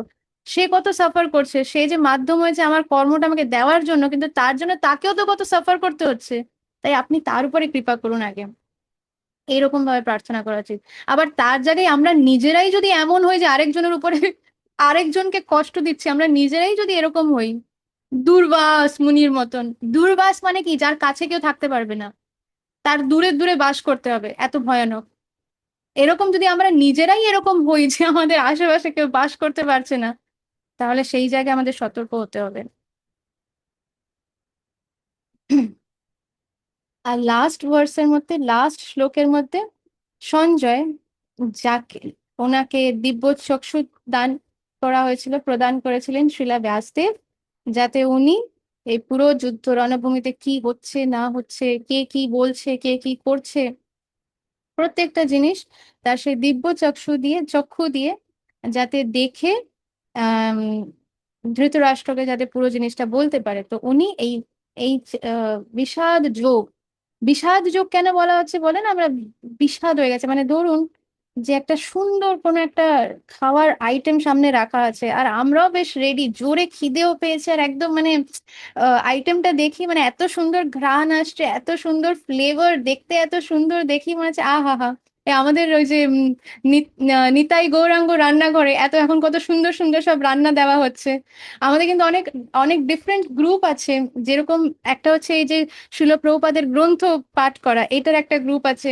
তারপরেই আছে রান্নাঘরের গ্রুপ, যেখানে সব ডিভোটিসরা সুন্দর সুন্দর রান্না করে, ইভেন সিম্পল সিম্পল রান্না, যাতে আমরা যারা হয়তো এমন, আমরা না, আমি না এই ক্ষেত্রে, কিন্তু যারা যারা হয়তো এখনো বুঝতেই পারছে না যে আমিষ আহার ছাড়া এই নিরামিষের মধ্যে আবার রান্না হয় নাকি, এমন আবার কি আছে, নিরামিষ আবার কি খাবো, তো সেখানে ভক্তরা দেখিয়ে দিচ্ছে যে নিরামিষ আইটেমস এর শেষ নেই। তো পিৎজা থেকে শুরু করে, তারপরে কি জানো, ম্যাঙ্গো কেক, তারপরে এই যে কি ভাপা, পনির, কত রকমের, তারপরে হচ্ছে নন্দরানী পাবনি চাটনি। তো এত এত আইটেমস ওখানে দেওয়া হচ্ছে, আমি অনেক আইটেমসের ছবি তুলে রেখেছি, কিন্তু আর দেওয়ার, রেসিপি দেওয়ার সুযোগ হয়ে উঠছে না। তাই আপনারা আমাকে একটু আমার জন্য প্রার্থনা করুন যে আমি যাতে একটুখানি সময় করে আপনাদের দিতে পারি। তো এইগুলো হচ্ছে কেন বললাম এটা। আম, যে হ্যাঁ, যে এই যে রান্নাঘরের কথায় আসছিলাম, যে নিত্যানন্দ গৌরাঙ্গ আমাদের রান্নাঘরের মধ্যে কত রকমের আইটেমস, যে ভক্তরা কত কত রকমের আইটেমস বানাচ্ছে, কিন্তু কেন এই কথাটা বললাম ওটাই তো মনে পড়ছে না। হুম। আম, যাই হোক, যেই কারণেই বললাম, এখন যেহেতু মনে পড়ছে না, তাই আমরা সঞ্জয় ওয়াচে ফিরে আসি। যে তারপরে সঞ্জয় এই ধৃতরাষ্ট্রকে বলছে যে এই সবকিছু কথোপকথন, ও বিষাদ যোগ মনে পড়েছে। বিষাদ যোগ মানে হচ্ছে যে মনে করুন যে এরকম টেস্টি টেস্টি প্রসাদ একদম সামনে রাখা আছে, আর আমাদের জোরে খিদেও পেয়েছে, আর আমরা একদম মানে স্টার্ট করব, একদম মুখে এক গ্রাস দেব, তার আগে একটা ফোন কল আসে, আর সেই ফোন কলের মধ্যে এমন একটা খবর আসে যেটা শোনার পরে মানে আমাদের চেহারা একেবারে রং উঠে যায়। তখন কি আমাদের সেই খাবার, সেই প্রসাদ, খাবার বলবো না কারণ আহ ভক্তরা তো খাবার খায় না, তারা প্রসাদ পায়, অনার করে প্রসাদ। প্রসাদ মানে হচ্ছে যেটা ভগবানের কৃপা, সেটা তারা পায়, খায় না। খাওয়া হচ্ছে ভোগ করা, আমি ভোগ বাঞ্ছা করছি, কিন্তু প্রসাদ হচ্ছে যে আমি প্রসাদ প্রসাদ সেবন করছি, সেবা করছি, প্রসাদ সেবা, প্রসাদ বা সেই খাবারের মাধ্যমে কৃষ্ণাকে নিজের ভেতরে নিচ্ছি। কিন্তু সেই সব কিছুর যে ইচ্ছেটা সেটা চলে যাবে যদি এমন একটা খবর আসে, যেটা আমরা আমাদের জীবনে যেটা সব থেকে বড় ভয়, এরকম যদি একটা খবর আসে, তাহলে আমরা সেগুলো কোনোটাই আর পেতে পারবো না, সে যতই টেস্টি হোক, তখন আমাদের সেটা দেখি আমাদের গা গুলিয়ে উঠবে। এই হচ্ছে বিষাদ, যে স্বাদের প্রতি মানে একেবারে বিতৃষ্ণা ধরে গেছে সেই জিনিসের প্রতি। তো অর্জুনের এই বিষাদের ব্যাপারে সঞ্জয় এগুলো সব ধৃতরাষ্ট্রকে জানালো, আর বলছে যে অর্জুন আম, এইগুলো সব বলে সে নিজের এই যে বো অ্যান্ড অ্যারো, সেটাকে বাংলাতে কি বলে জানো? অস্ত্র, সব অস্ত্র, যুদ্ধের সব অস্ত্র সে ত্যাজিল, ত্যাগ করে ওটাকে দিল। বলে তীর ধনুক। তীর ধনুক, হ্যাঁ, হুম। সব তীর ধনুক অস্ত্র যা কিছু ছিল সেইগুলোকে নিচে ফেলে, মানে এমন না যে নিচে রাখলো, রাখারও শক্তি নেই, তার গায়ে এমন মানে জ্বালা করছে, সে এমন নাম হয়ে গেছে, ঝিঝি ধরে যায় না আমাদের যখন আমাদের শরীর আর দেয় না কিছু, এমন খবর শুনলে ওই গায়ে মনে হয় যেন কাটা ফোটাচ্ছে কেউ, সেরকম অবস্থা অর্জুনের। আর সেই অবস্থাতে অর্জুন কি করে, নিজে নিচে বসে পড়ে, আর তার শরীরের থেকে পিঠ থেকে সেই যা কিছু ছিল সেগুলো সব অস্ত্র সেগুলো সব পড়ে যায়, রেখে দেয় ওখানে, সব ত্যাগ করে দিল যে না আমি পারবো না, আমার দ্বারা এটা হবে না। তো এই জিনিসটা সঞ্জয় ধৃতরাষ্ট্রকে জানাচ্ছে। তো এইটার সাথেই আমাদের এই যে প্রথম অধ্যায় ভগবদ গীতা যথাযথ প্রথম অধ্যায়, এটা আমাদের এখানে শেষ হয়। আর সেখানে শিল প্রভুপাদ গীতার গানের লাস্ট এটা বলেছে যে ভক্তি বেদান্ত, ভক্তি বেদান্ত হচ্ছে আমাদের শিল প্রভুপাদের নাম।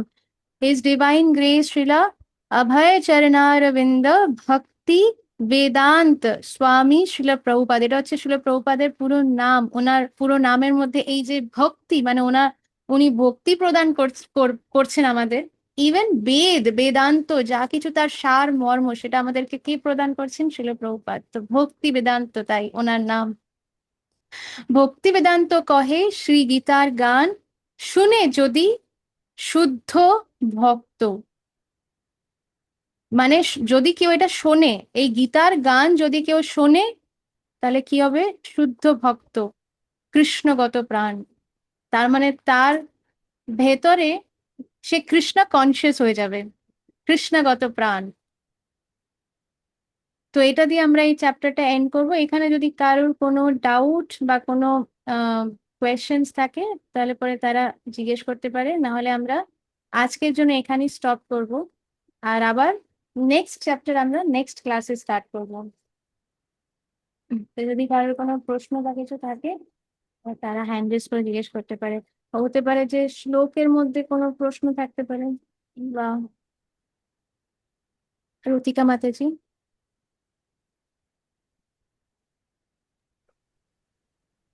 হরে কৃষ্ণ মাতাজি, ধন্যবাদ।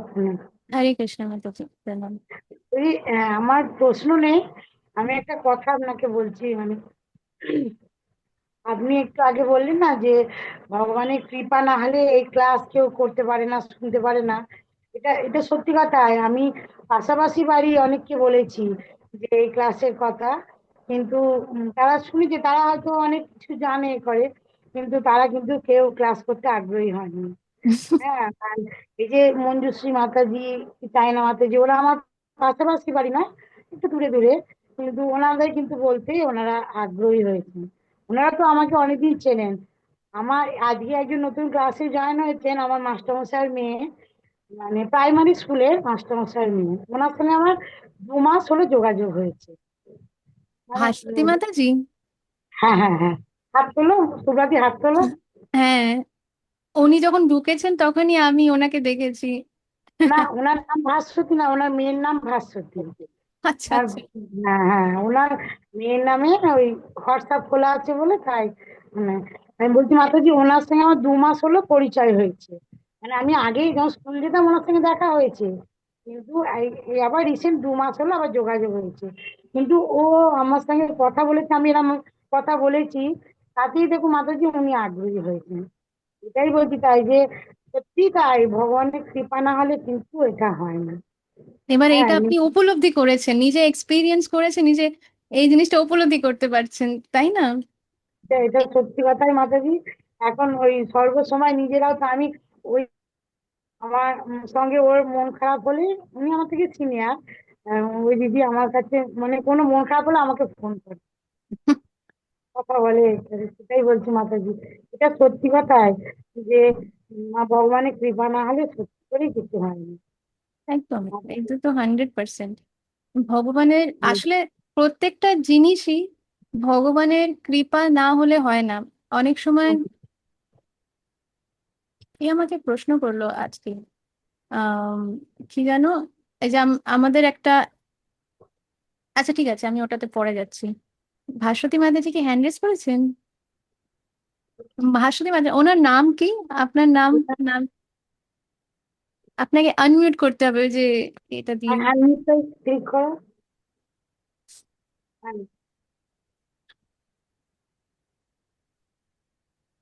পাচ্ছে না unmute। ওখানে দুটো অপশন দেখতে পারেন মাতাজি, মিউট আর আনমিউট। সেখানে আনমিউটটা আপনাকে টিপতে হবে। না আপনি বোধহয় হ্যাঁ হ্যাঁ এবার হয়েছে। আনমিউট করে হ্যাঁ এবার শোনা যাচ্ছে, এবার শোনা যাচ্ছে।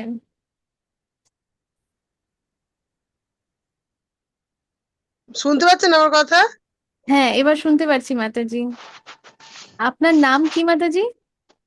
আমার কথা শোনা যাচ্ছে? হ্যাঁ হ্যাঁ মাতাজি আমরা শুনতে পারছি, ভালো করে শোনা যাচ্ছে। আসলে মাতাজির নেটওয়ার্কটা একটু বোধহয় শুনতে পাচ্ছেন? হ্যাঁ মাতাজি, আমার শোনা মনে যাচ্ছে আমার কথা? হরে হ্যাঁ কৃষ্ণ। হ্যাঁ শুনতে এবার শুনতে পাচ্ছেন? শুনতে হ্যাঁ পাচ্ছেন? হ্যাঁ শুনতে হ্যাঁ পাওয়া হ্যাঁ যাচ্ছে। শোনা হ্যাঁ যাচ্ছে না? শোনা যাচ্ছে মাতাজি, আপনার কথা আমরা বারে বারে শুনতে পারছি। আমার কথা শোনা যাচ্ছে? হ্যাঁ হ্যাঁ হ্যাঁ আপনার ভিডিওটা স্লো চলছে মাতাজি, নিজের ভিডিওটা দেখে বলবেন না, কারণ আপনার ভিডিওটা হ্যাং হচ্ছে, তো আপনি বলুন আমরা শুনতে পারছি। একটাও শুনতে পাচ্ছি না। হ্যাঁ এখন নেটওয়ার্কটা একেবারেই হ্যাং হয়ে গেছে মনে হয়। হুম। আচ্ছা, আমি নাম বলবো মাতাজি? আমি না ভীষণ কষ্টের মধ্যেই ছিলাম। রথিকা আমাকে খুব, আমি খুঁজছি ঠাকুরের কাছে যাওয়ার বা কোনো কালচারে যাওয়ার, কিন্তু আমি যেতে পারছিলাম না। রথিকা আমাকে এটা এগিয়ে দিল। হরি বল, বাহ কত সুন্দর কথা মাতাজি বললেন। আমি একদমই শোনা যাচ্ছে না, না? শোনা যাচ্ছে, হ্যাঁ শুনতে পাওয়া যাচ্ছে। শোনা গেছে। আমার ফোনটা হ্যাং করছে মনে হচ্ছে, জানো? ফোনটা হ্যাং হলো, ভগবান যেটুক শোনাতে চেয়েছেন সেটা ঠিকই শুনিয়ে দিয়েছেন।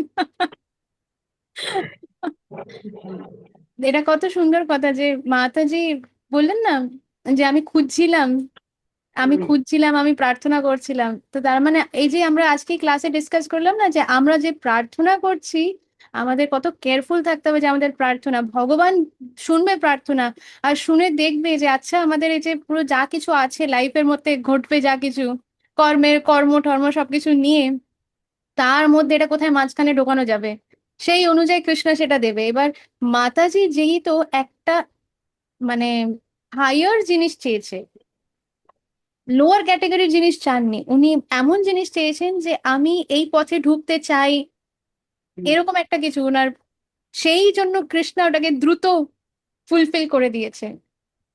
এবার আমাদের আরেকটা জিনিসও বুঝতে হবে যে মাধ্যম কিন্তু যে কেউ হতে পারে, কিন্তু যে মাধ্যম হচ্ছে, যেরকম এই যে এইখানে আমি ক্লাস নিচ্ছি বা দিচ্ছি মানে এমন না যে আমি কোনো একজন বিশাল শুদ্ধ ভক্ত হয়ে গেছি, সেটা না, আমিও একজন মাধ্যম, আমি একজন ইনস্ট্রুমেন্ট। কিন্তু এই যে এই মাধ্যম যে হতে পারছে কেউ, তার মানে সেটা একটা বিশেষ মার্সি। এই মাধ্যম যে মানে ভগবান যদি আমাদেরকে মাধ্যম হিসেবেও নিয়েছে, তার জন্য আমাদের কৃতজ্ঞতা জানানো উচিত যে আমাদের কি যোগ্যতা আছে মাধ্যম হওয়ারও, সেটা যোগ্যতাও তো নেই, কিন্তু স্টিল যদি ভগবান গুরু মহারাজ আমাদেরকে ইনস্ট্রুমেন্ট হিসেবে ইউজ করছে কোনো একটা সেবাতে, তার জন্য আমাদের কৃতজ্ঞতা বোধ করা উচিত। কখনো এরকম মনে করা উচিত না যে এই আমি এনেছি আহ জনার্দন প্রভুকে আমি এনেছি ভক্তিতে, জনার্দন প্রভুর ওয়াইফকেও আমি এনেছি ভক্তিতে, এরকম যদি আমি মনে করতে লাগি, তাহলে পরে সেই কৃপা কিন্তু ভগবান টেনে নেবেন। কারণ যেই অহংকার যখন আমার ভেতরে চলে আসবে, তখন ভগবান, কারণ কেন টেনে নেবে, কারণ জগন্নাথ হচ্ছে, ভগবান হচ্ছে সবার মঙ্গল চায়। তো অহংকার হলে পরে কি হবে, তার মানে আমাকে আরো অনেক জন্ম নিতে হবে, তাই এই জন্য জগন্নাথ কৃপা করে কি করবে, সেই অহংকার ভাঙার জন্য সেই কৃপাটা টেনে নেবে। তখন আমি ছটপট করবো, আরে আর তো সেবা পাচ্ছি না, আর তো সেবা করতে পারছি না, সেবা করতে পারছি না, যখন অনেক দিন ধরে ছটপট করবো আর বুঝতে পারবো নিজের ভুলটা, তখন আবার যখন না আচ্ছা ঠিক আছে এখন ভুলটা বুঝতে পেরেছো তো, আবার আবার কৃপা। সেই জন্য কোনো সময় আমাদের মনে এটা ভাবা উচিত না যে আমি হচ্ছি সেই আমার কারণে, আমি কোনো কারণই না, আমি আমি কিছুই, আমি বলতে আমরা প্রত্যেকে নিজেদেরকে জায়গায় রাখতে হবে, নিজেদেরকে সেই জায়গায় রাখতে হবে যে আমি কারুর ভালো করেছি বা আমি তাকে নিয়ে এসেছি বা আমি প্রচার করেছি, আরে এই আমিটা কে আমাকে চালাচ্ছে? কৃষ্ণা। তাই জন্য কৃষ্ণা হচ্ছে সেই কারণটা।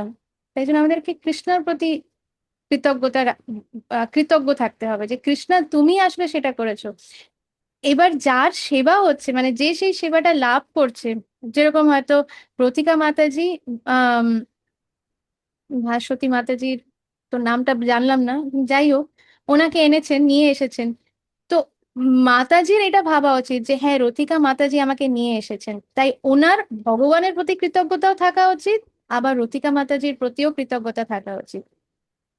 কিন্তু রথিকা মাতাজির এটা ভাবা উচিত না যে আমি তাকে নিয়ে এসেছি। হ্যাঁ, এটা আমি ওনাদের এক্সাম্পলটা নিয়ে বললাম, কারণ এখন এটা তো অ্যাপ্লিকেবল, তাই জন্য ওনাদের এক্সাম্পল নিয়ে বললাম। এবার যার যার যখন যেই পরিস্থিতিতে, যেই সিচুয়েশনের মধ্যে নিজেদেরকে এটা মাথায় রাখতে হবে যে আমি তাকে আনিনি, কিন্তু যে আমাকে এনেছে তার প্রতি আমার কৃতজ্ঞতা থাকা উচিত। এমন ভাববো না যে আরে দূর, ও তো মাধ্যম, ভগবান কি দেখলাম। তাহলে তাহলে সেটা হচ্ছে আহ তাহলে সেটা ভগবানকে আনন্দ দেবে না, সেটা ভগবানকে আহ, সন্তুষ্ট করবে না। কারণ ভগবান বেশি আনন্দ পায়, বেশি সন্তুষ্ট হয় যখন ভগবানের ভক্তদের কেউ বেশি ভালোবাসে। আমরা ভগবানের ভক্তকে যখন বেশি ভালোবাসবো, ভগবানের ভক্তদের কথা যখন আমরা বেশি শুনবো, তাদের প্রতি যখন আমরা শ্রদ্ধা রাখবো, এটা কৃষ্ণা কিন্তু নিজে বলেছে, এটা কিন্তু কৃষ্ণার নিজের কথা। আমার যারা ভক্ত, তাদেরকে আমি ভক্ত মনে করি না, তাদেরকে আমি খুব বড় কিছু মনে করি না, কিন্তু যারা আমার ভক্তের ভক্ত, তাদেরকে আমি অনেক বড় ভক্ত মনে করি। তাই জন্য আমাদেরকে কিন্তু ভগবানের ভক্তের ভক্ত হতে হবে। কোনো মানুষ দেখছি যে এত এত আমার মতনই, আমিও আমিও এরকম, সেও ওরকম, এরকম যদি আমরা মনে করি, তার মানে আমরা ভগবানের ভক্তের প্রতি অপরাধ করছি। তার মানে ভগবান সেই অপরাধ, একদম সেই অপরাধ ভগবান কোনোদিন আম, কি বলে, সেই অপরাধ থেকে ভগবানও আমাদের বের করতে পারবে না। ভক্তের প্রতি যদি অপরাধ হয়ে যায়, তাহলে ভগবানও সেখান থেকে আমাদের বের করবেন না। তাই জন্য আমাদের ভগবানের ভক্তদের প্রতি আরো বেশি কেয়ারফুল থাকা উচিত। হ্যাঁ, ভগবানের প্রতি হয়তো আমাদের অপরাধ হলো কিছু, আমরা ক্ষমা চাইলেই ভগবান ক্ষমা করে দেবে, কিন্তু ভগবানের ভক্তের প্রতি যদি অপরাধ হয়, সেই ভক্তের কাছে গিয়েই আমাদের ক্ষমা চাইতে হবে, না হলে পরে সেটা খণ্ডন হয় না। এটাও আমার কথা না, ভগবানের কথা। জয় প্রভু, আপনার হ্যান্ড রেজড।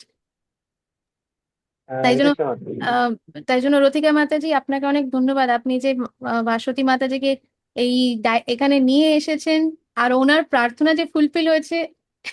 ওনার নামটা আমি পরে আপনার থেকে জানছি, এখন আমি জয়প্রভুকে আনমিউট করেছি তো। হ্যাঁ, হ্যাঁ প্রভু। হরে কৃষ্ণ মাতা। অ্যাকচুয়ালি এটা কোথাও কোথায় শ্লোকটা আমার মনে পড়ছে না, বাট ভগবানই বলছে যে হাজার হাজার মানুষের মধ্যে কদা কিঞ্চিত একজন কৃষ্ণ ভক্তি লাভ করতে পারে। তো এটা হয়তো কোথাও না কোথাও কৃষ্ণেরই, কারণ কি আমি যখন কলেজ লাইফে ভয়েসে ছিলাম, তখন মাতাজি আমরা 46, মানে 46 জন ক্লাসে এসেছিলাম। তো এটাও ম্যাটার যে শুধু মানে ক্লাসে, 46-এর ক্লাস, ও আচ্ছা আচ্ছা আচ্ছা। হ্যাঁ মানে টোটাল 46 জন স্টুডেন্ট ছিলাম সেই ক্লাসে রাজস্থান প্রোগ্রামে। তো তখন দেখি যে আমরা তারপরে লাস্টে 4 জন বেঁচেছিলাম। তো এটা নয় যে শুধু ইন্টারেস্ট থাকতে হবে, বাট ভগবান বলছে যে যত্ন করবে সেই এই কৃষ্ণ ভক্তি বা আমার এই প্রেমময় ভক্তিটাকে লাভ করতে পারবে।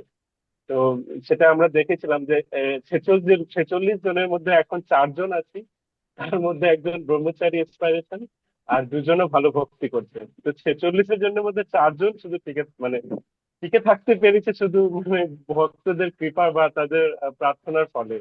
তো এটাই মাতাজি যে ভগবান হাজার হাজার মানুষের মধ্যে কদাচিৎ একজন যিনি যত্ন করবে, সেই ভগবানের ভক্তিটা লাভ করতে পারবে, এই ভক্তির প্রতি যিনি যত্নটা করবে। এটা আমি একদম রিয়েলাইজেশনে দেখেছি, যারা যত্ন করেছে এই 4 জন তারাই একটু থাকতে পেরেছে।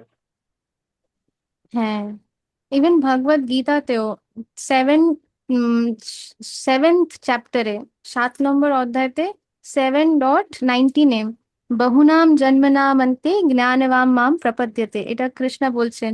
এই সেম জিনিসই ভগবত গীতাতেও কৃষ্ণ বলেছেন, যে অনেক অনেক মানে আহ, লক্ষ লক্ষ কোটি কোটি জন্মর পরে একজন গিয়ে এই পথে আসে।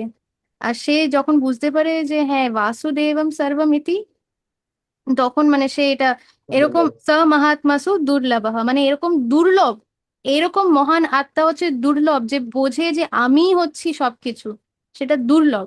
আর কেউ এটা বোঝা তো দূরের কথা, অনেক বেশিরভাগ জন নিতেই পারবে না, বেশিরভাগ জন এটা নিতেই পারে না। তো যেটা প্রভু বললেন যে একদম, আর এই যে যারা টিকে আছে, এইটারও উত্তর কিন্তু আজকের ক্লাসে ছিল, যে কিভাবে আমরা ভক্তিতে টিকি, কি আমাদের কোয়ালিফিকেশন দেখি কার মনে আছে, তাহলে বোঝা যাবে যে কারা কারা ক্লাস, আমাদের যোগ্যতাটা কি, কোয়ালিফিকেশনটা কি। আজকে ক্লাসের মধ্যে ডিসকাস হয়েছে যে আমরা এই জীবনের মধ্যেই সাকসেসফুল হব, সেটা যোগ্যতাটা আমরা কিভাবে পাই, কোন জিনিসে।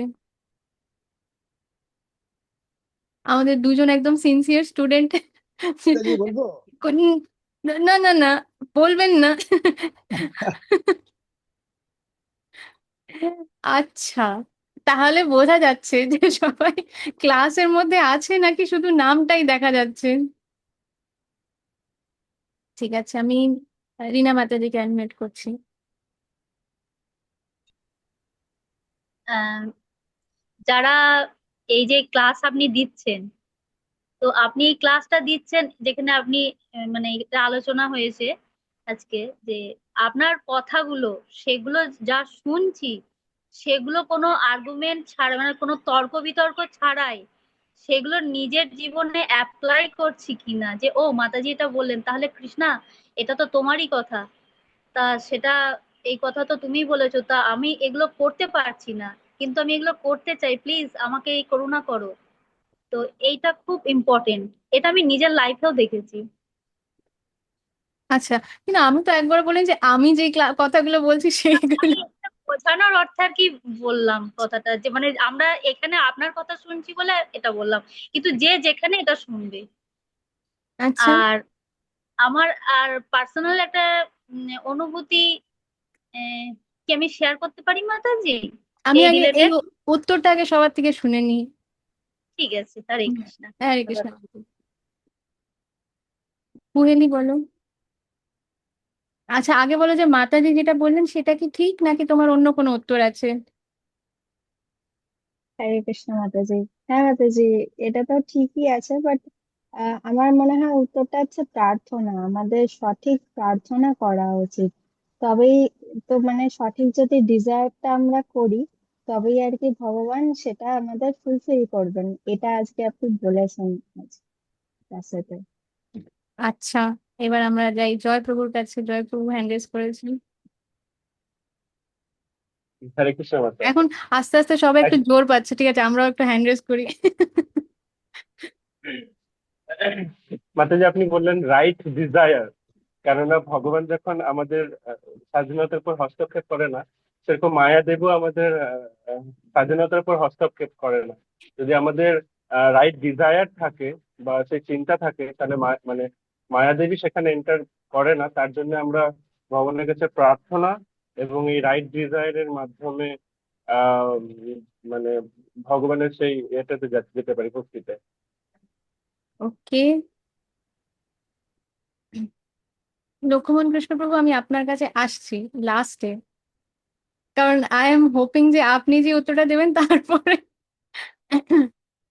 ওকে, ইমন।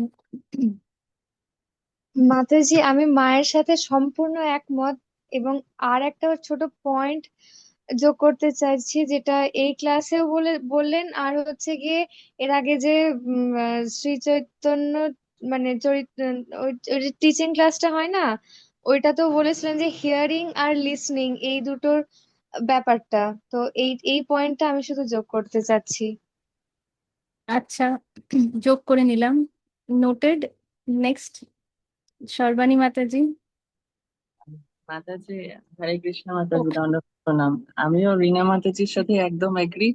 ওই একটাই জাস্ট শব্দ, রিয়েলাইজেশন। মানে আপনি এই ক্লাসেও বললেন যে আমরা মানে শুনছি তো অনেক কিছুই, কিন্তু সেটা কি নিজের জীবনে অ্যাপ্লিকেবল হচ্ছে বা করতে পারছি, উপলব্ধি কি করতে পারছি, এইটাই।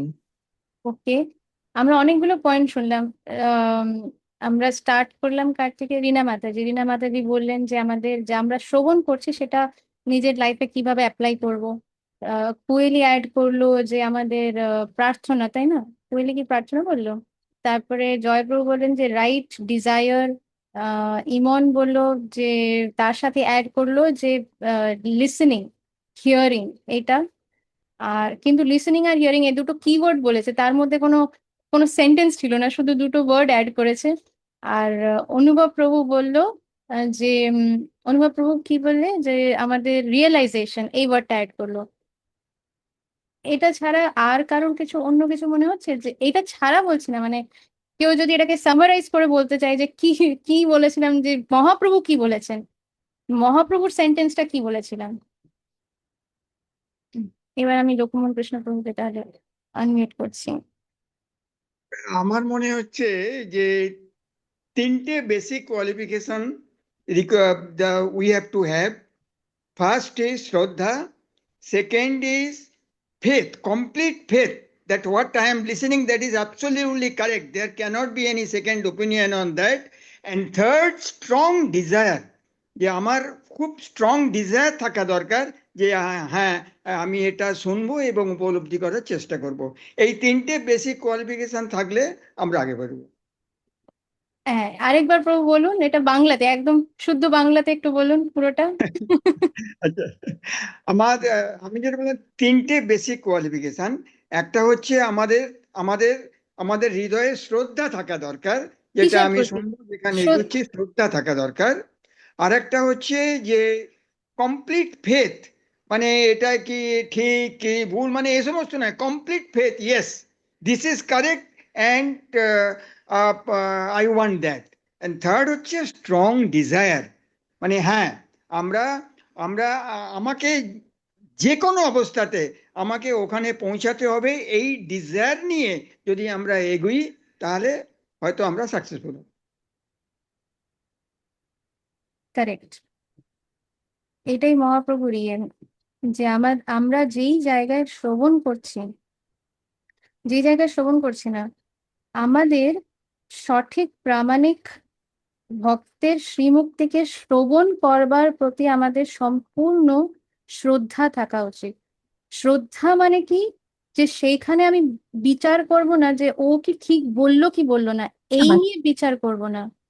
বিচারটা বিচারটা হবে যে যে কথাটা আমি শ্রবণ করলাম সেই সেইটা আমি কিভাবে আমার নিজের জীবনে পালন করতে পারি, এইটা বিচার হবে। এটা কিন্তু জাস্ট আমাদের ক্লাসে এই মাত্রই ডিসকাস হলো, আর তারপরেও আমরা সবাই যেটা বলেছে কোনোটাই ভুল না, কিন্তু লোকমোহন কৃষ্ণ প্রভু যেটা বললেন এটাই হচ্ছে এক্স্যাক্টলি যেটা আমরা ডিসকাস করছিলাম, যে মহাপ্রভু কি বলেছেন, তার তার কথা কি ছিল। যে আমি আবার রিপিট করছি, যে আমরা প্রামাণিক আহ সম্প্রদায়ের মধ্যে বা প্রামাণিক ভক্ত প্রামাণিক সম্প্রদায়ের মধ্যেই হবে, এটার মধ্যে কোনো ডাউট নেই।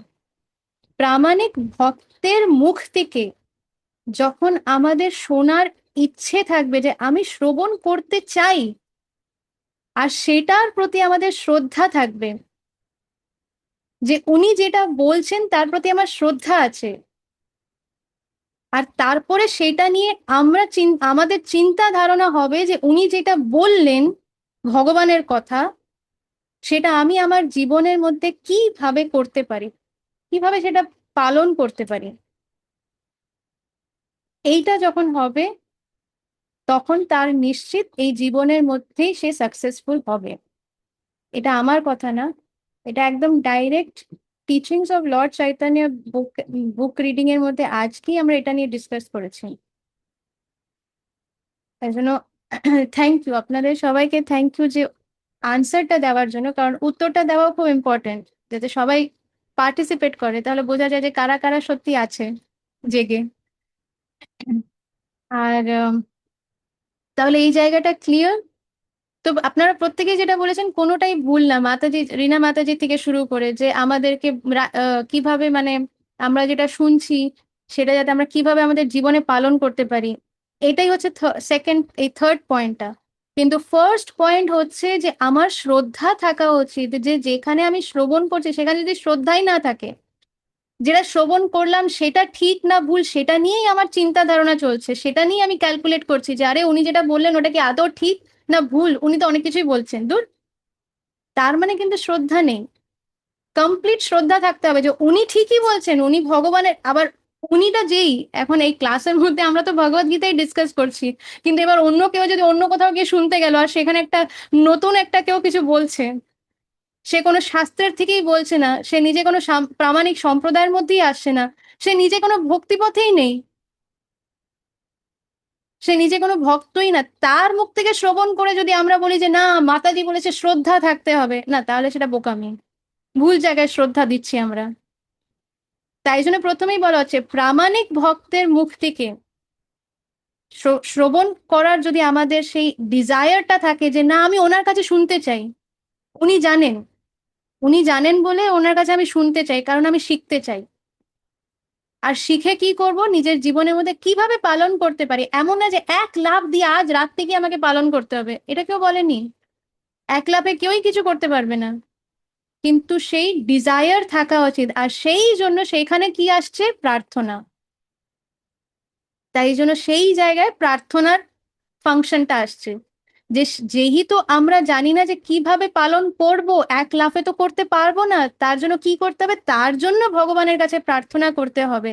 আর সেই প্রার্থনাটা যেন সঠিক প্রার্থনা হয়, যে ভগবান আমি এগুলো শুনছি, চেষ্টাও করছি, তুমি তো সবই দেখতে পারছো, কিন্তু আমি আরো ভালো করতে চাই, আমি শুদ্ধ ভক্ত হতে চাই, আমি আমার এই জীবনটা কিন্তু ওয়েস্ট হতে দিতে চাই না।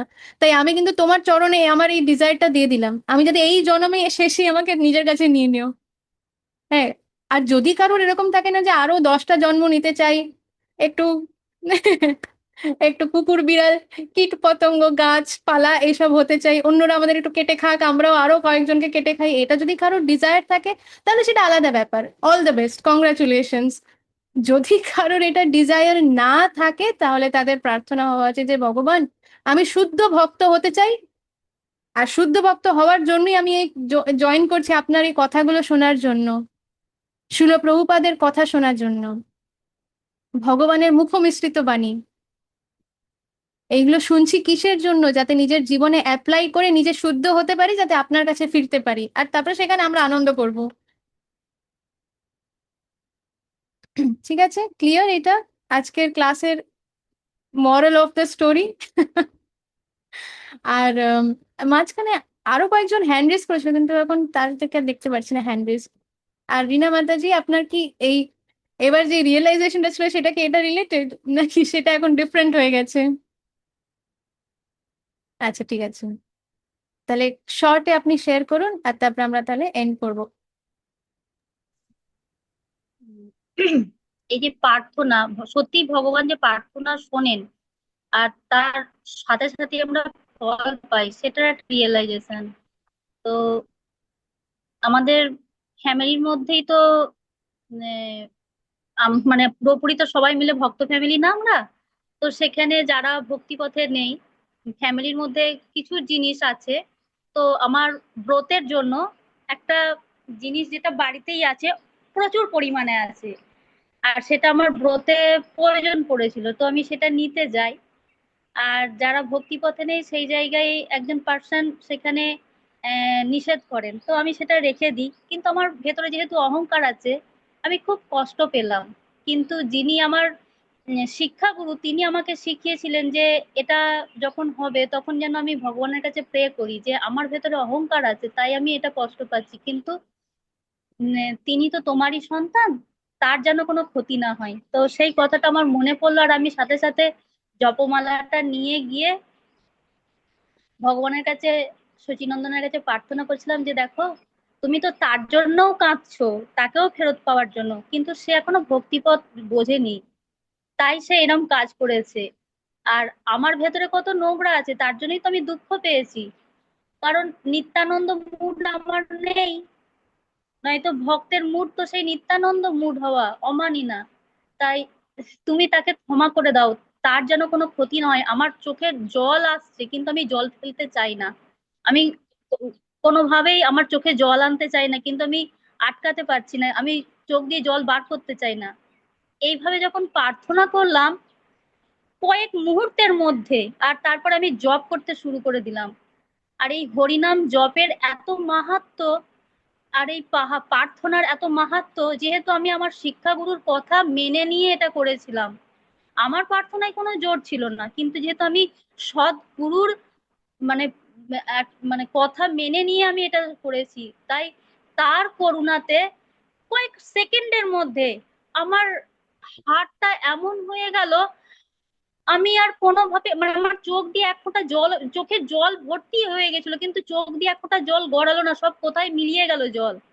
আর সাথে সাথে আমার হাতটা এমন হয়ে গেল, এমন ফিলিং হলো যেন কিছুই হয়নি, কোনো কিছুই ঘটেনি। আর আমি কি নিশ্চিন্তে কি আরামসে চ্যান্টিং করতে শুরু করলাম, আনন্দে শান্ত ভাবে একটা শিশুর মতন। তো এই অনুভূতিটা আমার শেয়ার করার ছিল যে হ্যাঁ, শ্রী নন্দকুমার প্রার্থনা শোনেন। যদি আমরা ভক্তের ভক্ত হতে চাই, ভক্ত এখনো হতে পারিনি কিন্তু চেষ্টা করছি হওয়ার, আমার শিক্ষাগুরুকে আনন্দ দেওয়ার চেষ্টা করছি, তার কথা মানার চেষ্টা করছি, মানতে পারি না কিন্তু চেষ্টা করছি, কিন্তু তাতেই এত কাজ। যেদিন মানতে পারবো, তাকে সত্যি আনন্দ দিতে পারবো, তাহলে আর কত আনন্দ পাবো। শ্রীনন্দ কুমার এই প্রার্থনা শোনেন, আর যে ভক্তের ভক্ত হয় এ কথা সত্য, সে আনন্দ পায়, সবকিছু থেকে রক্ষা পায়। হরে কৃষ্ণা। হরে কৃষ্ণ মাতাজি। খুব সুইট রিয়েলাইজেশন। হ্যাঁ, অবশ্যই এটা সত্যি কথাই, 100%। আমাদের এরকম